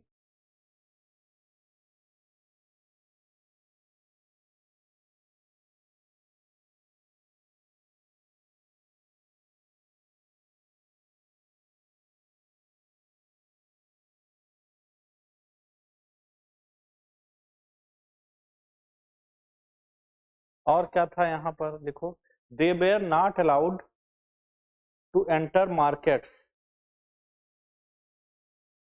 दे were not allowed to enter markets in white areas. In white areas. White area का मतलब, व्हाइट एरिया का क्या मतलब होगा कि एरिया कोई सफेद हो। व्हाइट एरिया का मतलब जहां गोरे लोग रहते हैं। ठीक है, तो यहाँ भाव है, शब्दों का अनुवाद मत करना। सफेद क्षेत्र नहीं। They were not allowed to enter markets in white areas and were forbidden from engaging in trade. उन्हें गोरे लोगों के क्षेत्रों के बाजारों में प्रवेश की अनुमति नहीं थी और व्यापार करने पर रोक लगा दिया गया था। गोरे लोगों के क्षेत्रों के बाजारों में प्रवेश की अनुमति नहीं थी और व्यापार करने से रोक लगा दिया गया था।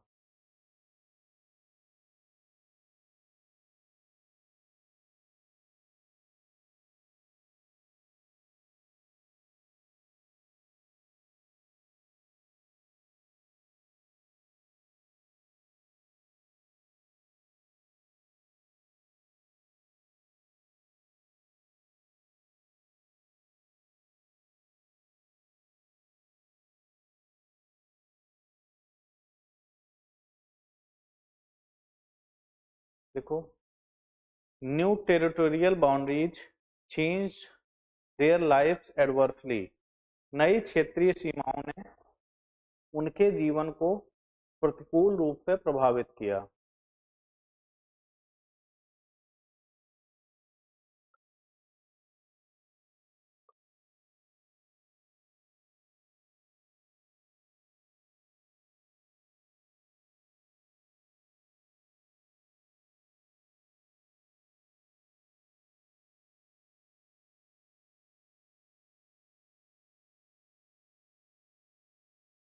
प्रभावित किया। New territorial boundaries change their life adversely. नई क्षेत्रीय सीमाओं ने उनके जीवन को प्रतिकूल रूप से प्रभावित किया।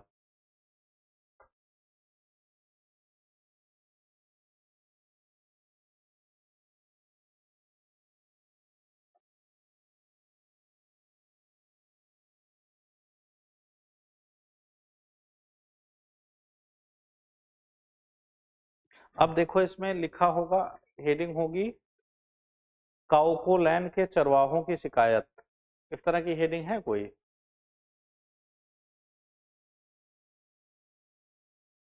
अच्छा, इसी में पढ़ोगे तो मिलेगा। ठीक है, वो एक प्लेस है जो है उसमें नामीबिया में। ठीक है, नामीबिया में एक प्लेस है, वहां के कुछ चरवाहे हैं और उस प्लेस का क्या नाम है? काउकोलैंड। काउकोलैंड के चरवाहों की शिकायत क्या थी? तो अभी तक क्या करते थे ये लोग? जो चीजें प्रोड्यूस कर रहे थे ना, जो चीजें प्रोड्यूस कर रहे थे उनके उत्पाद क्या करते थे? बेच सकते थे आसानी से। और वहां ऊपर अभी हमने क्या बताया कि इन लोगों ने व्यापार करने पर भी बैन लगा दिया। ऐसे में इनके इनके लिए क्या होगा? चुनौतियां उत्पन्न हो जाएंगी। नई नई सीमाएं बना दी गई। तो नई सीमाएं जब बना दी जाएंगी तो क्या होगा? इनके लिए हर्डल्स क्रिएट होने लगेंगे। ठीक है, और उसके बाद ये लोग शिकायत करेंगे तो इनकी शिकायतें क्या होंगी? ऊपर सुनी नहीं जाएंगी। इन पर बहुत सारी बंदिश लगा दी गई। कुछ एरिया को क्या किया जाएगा? इनके लिए कंप्लीटली बैन कर दिया जाएगा। तो इनका जीवन क्या होगा? कठिन हो जाएगा। उसके बाद क्या होगा? इनका जीवन इस कारण से कठिन होगा क्योंकि बहुत सारे रिस्ट्रिक्शन लगा दिए गए हैं। राइट, एग्रीकल्चर का क्षेत्र बढ़ गया है, ये ट्रेड भी नहीं कर सकते हैं। और रिजर्व फॉरेस्ट एरिया बना दिया गया है। कौन कौन सा? मसाई मारा नेशनल पार्क और सेरेंगेटी नेशनल पार्क बना दिए गए हैं। इन सब कारणों से क्षेत्र क्या हो गए? श्रिंक हो गए। और कुछ क्षेत्र क्या थे? कृषि योग्य भूमि में बदल गए क्योंकि उन्हें टैक्स चाहिए था। परमिट जारी कर दी गई। परमिट के कारण भी इनका एक्सप्लॉयटेशन क्या था? परमिट बनाने के लिए कहते थे 2 भेड़ दे दो तब परमिट बनाएंगे। तो कहीं ना कहीं क्या हो रहा है? उनका रिसोर्स कम हो रहा है ना उससे। तो एक तरह से घूस वहां भी चल रहा था। भ्रष्टाचार का स्वरूप बदलता है, भ्रष्टाचार नहीं बदलता, राइट। तो उस समय क्या था, स्वरूप दूसरा था, तो इस तरह का था। फिर क्या होगा, एक सूखा ऐसा, जब मतलब कोई सपोज करो कि कोई आपदा आ गई, डिजास्टर है अगर, तो आपदाओं का इनके जीवन पर फिर क्या प्रभाव होगा, क्योंकि क्या है, चारों तरफ से एडवर्स कंडीशन इनके खिलाफ है। ऐसे में आपदाएं जब आएंगी तब क्या होगा, डिजास्टर आ गया, सूखा पड़ गया, ड्राट जैसी स्थितियां आ गई। एक तो क्या है, एरिड, सेमी एरिड रीजन है, सूखा प्रभावित क्षेत्र है ये, शुष्क क्षेत्र है या अर्ध शुष्क क्षेत्र है, मतलब वर्षा ऑलरेडी कम हो रही है। दूसरा क्या हो रहा है कि और सूखे का प्रभाव दिखाई दे रहा है यहाँ पर, तो क्या होगा, जीवन क्या होगा इनका, और मुश्किल हो जाएगा। तो सूखे का प्रभाव लिखो, effect of drought.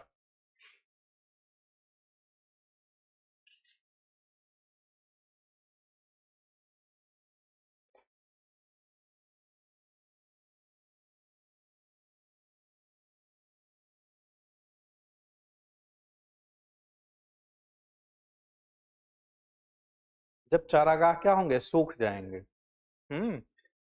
Grazing land क्या होंगे, ड्राई हो जाएंगे, तो उस समय क्या होगा,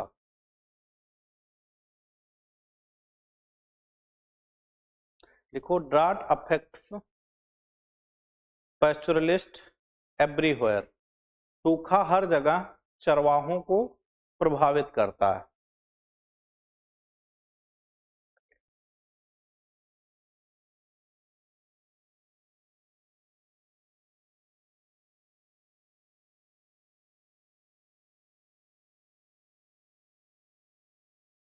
देखो, cattle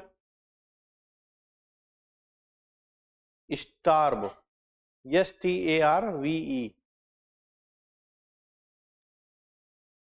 cattle starve, STARVE, if not moved to places with feed, cattle starve, STARVE, if not moved to places with feed, यदि मवेशियों को चारे वाले स्थानों पर नहीं ले जाया जाता तो वे भूखे मर जाते हैं।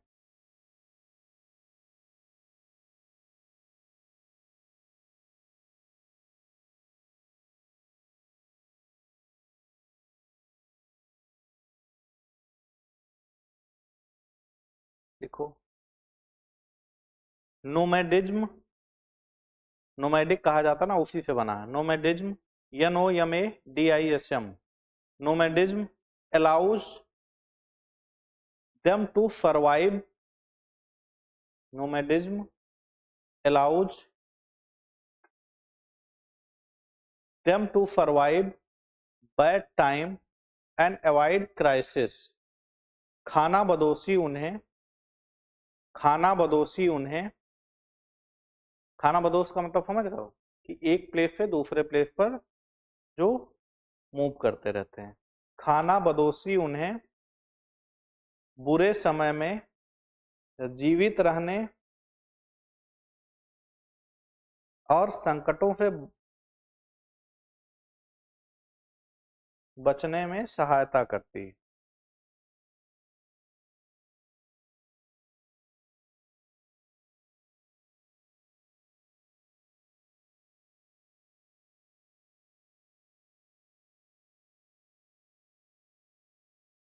लेकिन क्या होगा, ये लोग क्या करेंगे,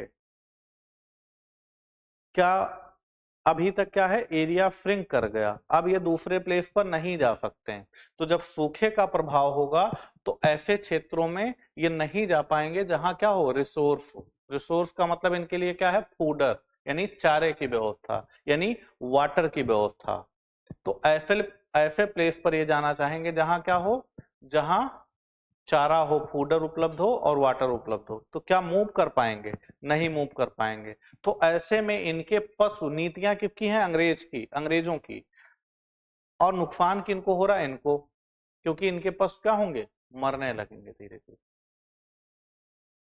क्योंकि उनके खाने के लिए इतने बड़े पैमाने पर आप व्यवस्था नहीं कर सकते हो।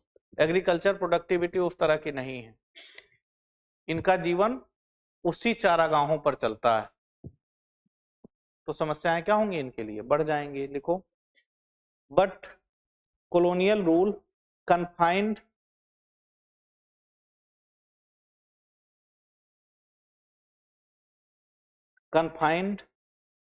the Masai to a fixed reserve, लेकिन औपनिवेशिक शासन ने मसाइयों को एक निश्चित रिजर्व तक सीमित कर दिया।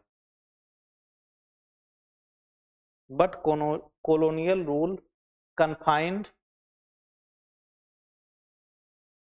the Masai to a fixed reserve, cutting them off from best grazing lands। मसाइयों को एक निश्चित रिजर्व तक सीमित कर दिया, उन्हें सबसे अच्छे चारागाहों से काट दिया।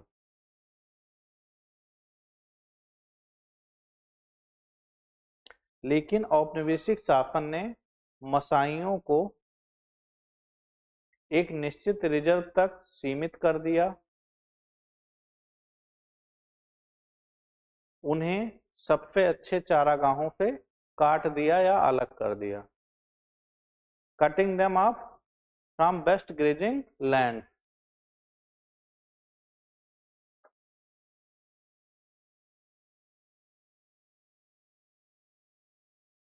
अब क्या होंगे?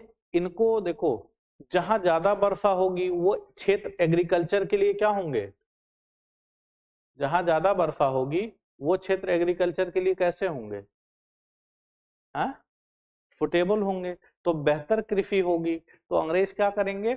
वो क्षेत्र कृषि क्षेत्र में कन्वर्ट कर देंगे।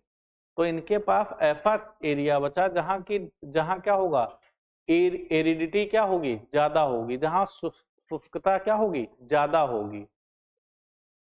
तो क्या वहां पशुपालन उस स्तर पर हो पाएगा? नहीं हो पाएगा। तो ऐसे एरिया को इनके लिए प्रोवाइड किया गया जहां सॉइल क्वालिटी उस तरह की नहीं थी। तो सॉइल क्वालिटी बेहतर नहीं होगी तो घासों का विकास नहीं होगा, जहां वर्षा नहीं होगी वहां भी घासों का विकास नहीं होगा ठीक से, राइट। तो लिखो, they were forced to live in a semi arid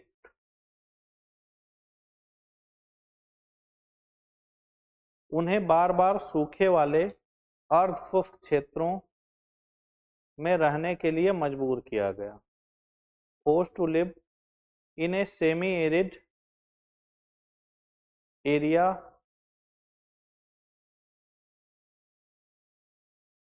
which prone to frequent drought।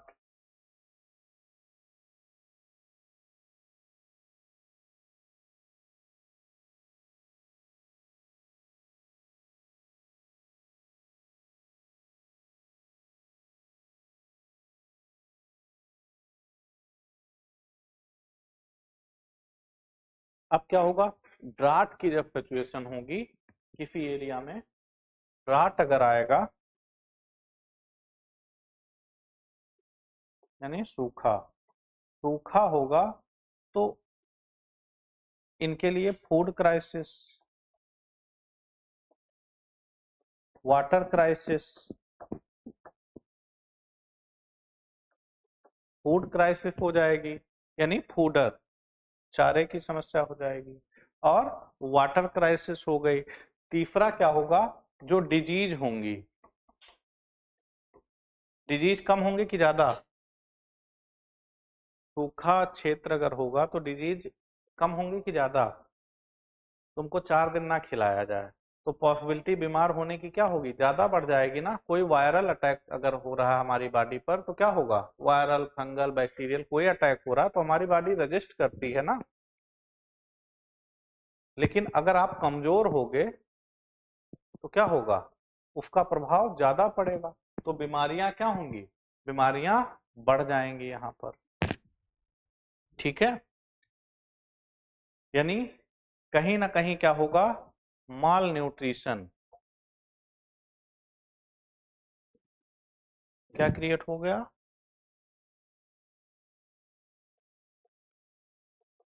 Mall nutrition यानी कुपोषण, कुपोषण जैसी स्थितियां क्या होंगी यहाँ उत्पन्न हो जाएंगी।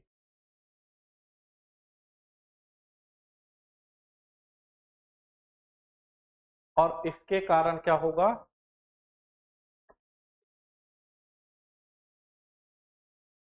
डेथ ऑफ कैटल,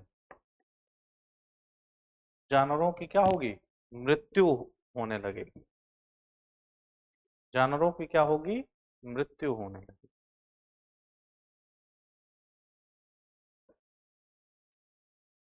सूखा, सूखे के कारण क्या हो रहा है, फूडर क्राइसिस मतलब चारे की समस्या है, चारे की समस्या, और दूसरा जल की समस्या,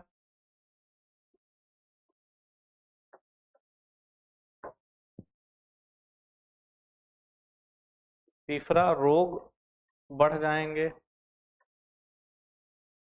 और ये सब मिलकर क्या करेंगे, कुपोषण को बढ़ावा देंगे, जिससे जानवरों की क्या होगी, मृत्यु होगी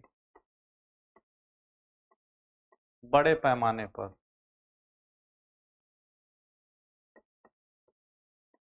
मृत्यु होगी जानवरों की बड़े पैमाने पर क्या होगी, मृत्यु होगी। तो वहां पर जो सोशियो इकोनॉमिक कंडीशन है, सोशियो इकोनॉमिक कंडीशन है वो कैसी हो जाएगी, सामाजिक और आर्थिक जो स्थिति है उस पर क्या होगा, प्रभाव पड़ेगा ना। तो क्या होगा, सोशल, सोशियो इकोनॉमिक कंडीशन,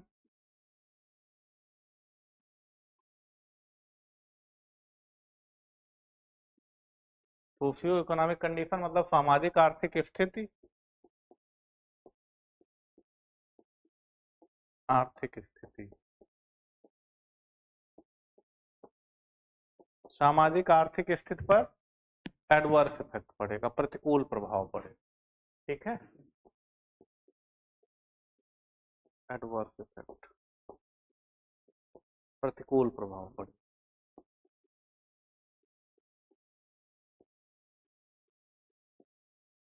और जब सूखे का प्रभाव इन पशुओं पर पड़ेगा, इस तरह की स्थिति हो जाएगी, तो हमारी डिपेंडेंसी किस पर है, इन्हीं पशुओं पर तो हमारी भी डिपेंडेंसी है। हमें क्या चाहिए, हमें पोषण चाहिए, न्यूट्रिशन चाहिए, हमें क्या चाहिए, न्यूट्रिशन चाहिए या पोषण चाहिए सपोज करो। तो ये न्यूट्रिशन हमें कहाँ से मिलता है, जानवरों से मिलता है, हमें मीट, मीट आसानी से मिलता है, मिल्क मिलता है, राइट। तो वो क्या है, हम पोषण की जरूरत हमारे पूरा करते हैं, चमड़ा है उनका, उनका जो क्या कहते हैं बाल जो होते हैं, ऊल उससे मिलता है, ऊन मिलेगा, तो वो हमारी इकोनॉमिक कंडीशन को बेहतर करेंगे। तो पोषण जो न्यूट्रिशन है वो सोशल कंडीशन में आएगा, इसमें क्या होगा, सोशल कंडीशन में हेल्थ वेल्थ जैसी चीजें आती हैं, हेल्थ आएगा, एजुकेशन आएगा, बेहतर चीजें।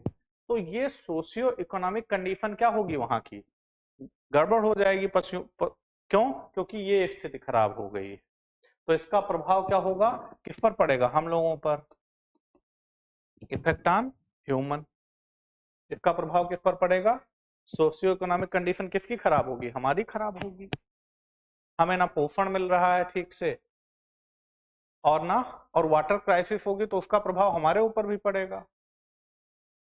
अगर उनके लिए फूडर की क्राइसिस होगी तो हमारे लिए भी क्राइसिस होगी फूड की, क्योंकि हम इन पे डिपेंडेंट हैं। तो अंग्रेजों की पॉलिसी के कारण क्या हुआ, ये सभी सिचुएशन उत्पन्न हो रही है यहाँ पर, ठीक है। तो भीषण सूखे के कारण क्या हुआ, बहुत ज्यादा यहाँ पर प्रभाव पड़ा। और क्या है, क्या सब पर समान प्रभाव पड़ेगा, देखो उसमें हेडिंग और होगी,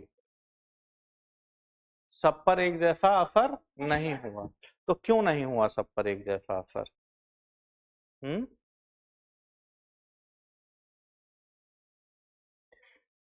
जैसे मफाई लैंड, कुछ एरिया में क्या होगा?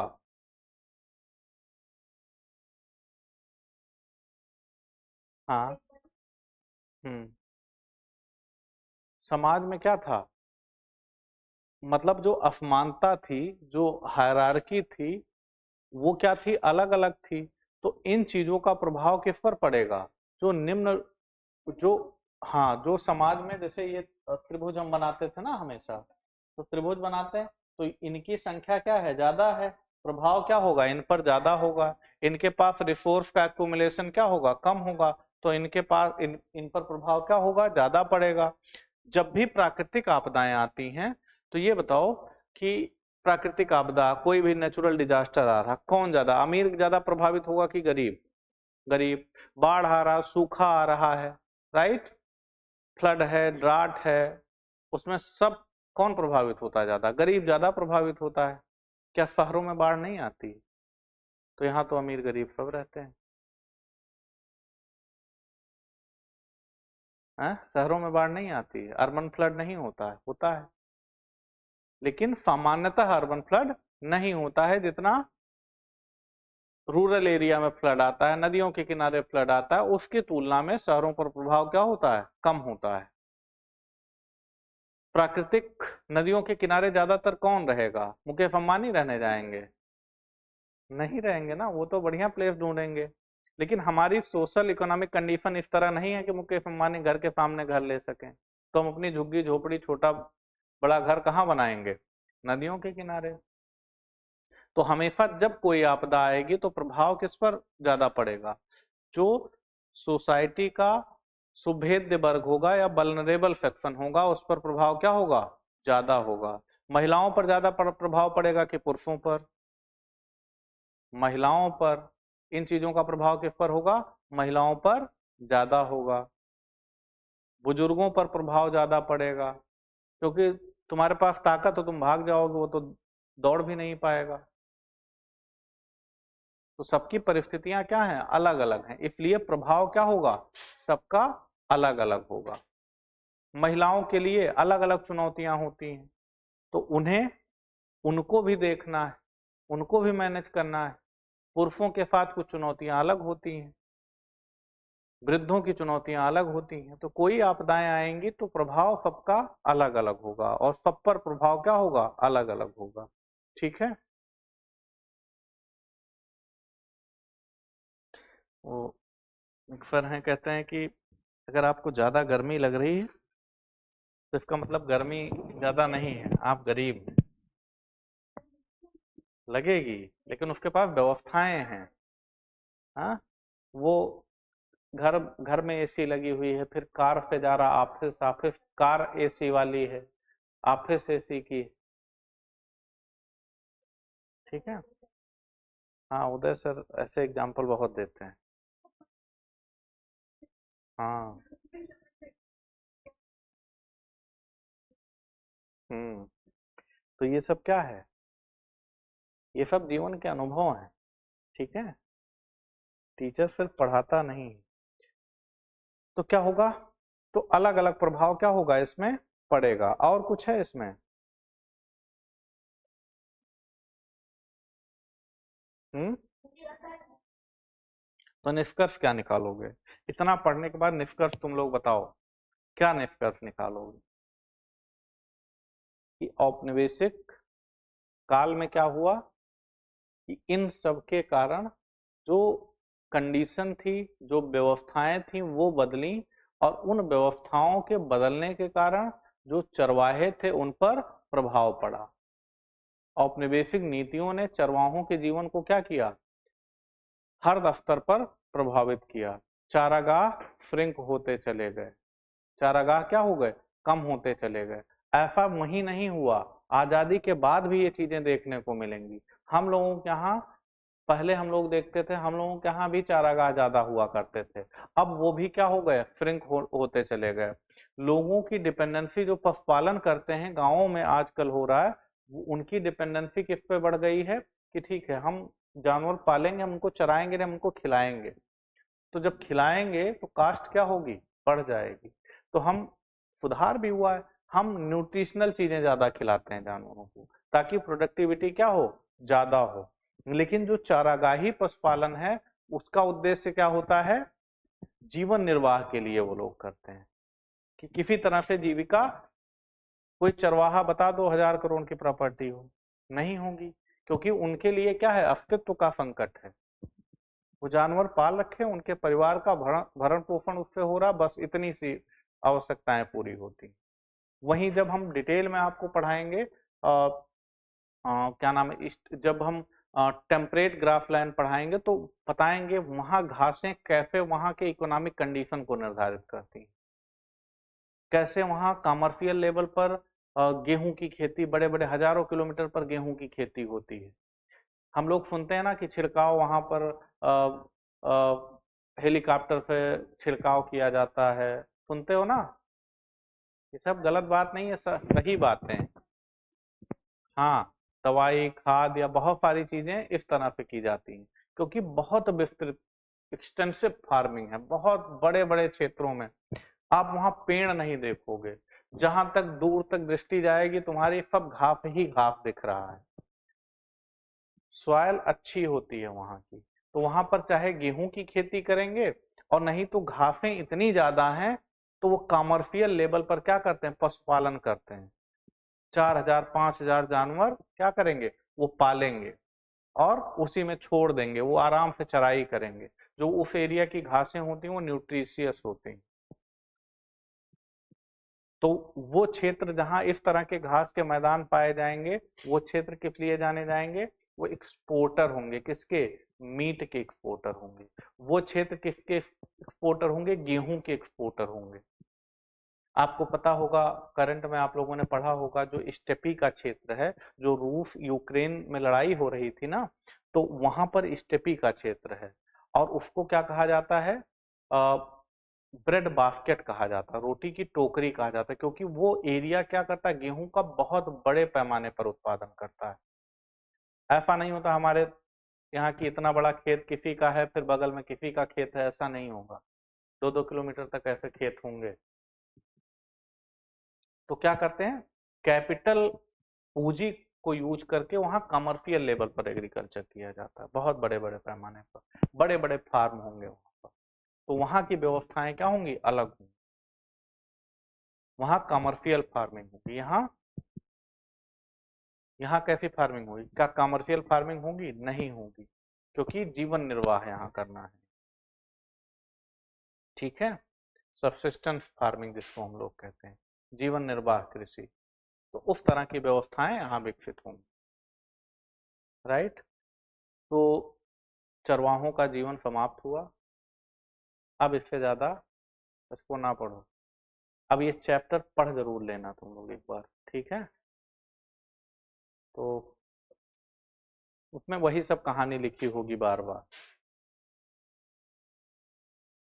तो चरवाहों को समाप्त करो। हम्म, क्या हुआ इसमें, आधुनिक दुनिया में क्या हुआ, बदलाव आया। इन सब कारणों से क्या हुआ, आधुनिक दुनिया में जो मॉडर्न एरा है इसमें क्या हुआ, बहुत हद तक क्या हुआ, बदलाव आया। स्वरूप क्या हुआ, पशुपालन का बदलने लगा। क्यों, क्योंकि ग्रेजिंग में क्या हुई, कठिनाई पैदा होने लगी। अभी हमने बताया कि ग्रेजिंग लैंड क्या हो गए, कम होते चले गए, तो हम लोगों के यहाँ पशुपालन क्या था, स्वरूप उसका बदल गया। चार, और सूखे के कारण क्या हुआ, सूखे का प्रभाव चूंकि ज्यादा होगा तो पशुधन की क्या होगी, हानि होगी। एक और आप लोग पढ़ोगे कि क्लाइमेट चेंज हो रहा है। अब यूपीएससी वालों को दिमाग में खुराफात आए, खूब पढ़े हैं लोग, इनसे ऐसा क्वेश्चन ना पूछो, इनसे पूछो कि जलवायु परिवर्तन के कारण पशुपालन पर क्या प्रभाव पड़ रहा है। अब तुमने खूब पढ़ा था इधर उधर, उन्होंने क्वेश्चन स्विच कर दिया, क्लाइमेट चेंज के कारण पशुपालन पर क्या प्रभाव पड़, तो क्लाइमेट चेंज का क्या प्रभाव होगा, सूखे की समस्या, बाढ़ की समस्या, या हम कह सकते हैं प्राकृतिक आपदाएं क्या होंगी, बढ़ जाएंगी। तो जब प्राकृतिक आपदाएं बढ़ जाएंगी तो फिर वाटर क्राइसिस हो जाएगी, फूडर की क्राइसिस हो जाएगी। वही सारी चीजें तुम्हें यहाँ लिखनी है, क्योंकि टेम्परेचर बढ़ेगा तो जो क्षेत्र जहां घासों का विकास ज्यादा होता था वहां क्या घासों का विकास हो पाएगा? नहीं हो पाएगा, तो फूडर की क्राइसिस होगी। कुछ एरिया में ऐसा होगा कि वहां क्या हो, देखो क्लाइमेट चेंज की खास बात यह है कि क्लाइमेट चेंज होगा, टेम्परेचर जब बढ़ेगा तो कहीं लोग जल से मरेंगे, कहीं जल के बिना मरेंगे, दोनों स्थितियां साथ होती हैं। जहां टेम्परेचर बढ़ेगा वहां क्या होगा, टेम्परेचर बढ़ा तो ग्लेशियर तेजी से पिघलेंगे, और ग्लेशियर तेजी से पिघलेंगे तो नदियों में जल की आपूर्ति क्या होगी, बढ़ जाएगी। अगर जल की आपूर्ति हो बढ़ जाएगी तो कटाव क्या होगा, ज्यादा होगा, सिल्ट का डिपोजिशन ज्यादा होगा, तो बाढ़ की सिचुएशन क्या होगी, ज्यादा बढ़ जाएगी। तो कहीं जल से मरेंगे, और सेम कंडीशन में जो ड्राई एरिया है, जहां सूखा है, वहां टेम्परेचर जब बढ़ेगा तो वहां वेजिटेशन धीरे धीरे सूखने लगेगी, जो वाटर बॉडीज हैं जैसे तालाब हैं, झील हैं, वो सूखने लगेंगी, तो वाटर क्राइसिस क्रिएट होगी, वहां जल के बिना मरेंगे। तो जलवायु परिवर्तन के कारण एक साथ दोनों स्थितियां देखने को मिलेंगी। इधर बिहार बंगाल वाले डूब के मरेंगे और उधर राजस्थान वान में पानी के बिना मरेंगे, तो ऐसी स्थितियां उत्पन्न होती हैं। तो कहीं सपोज करो उधर वाले पशुपालन कर रहे हैं तो इतना पानी है, उनकी भैंसे वैसे बह जा रही हैं पानी में, और दूसरी तरफ जो भेड़ बकरियां हैं, ऊंट हैं, वो उस क्राइसिस से मरे जा रहे हैं कि उनके लिए फूड उपलब्ध नहीं हो पा रहा बेसिक।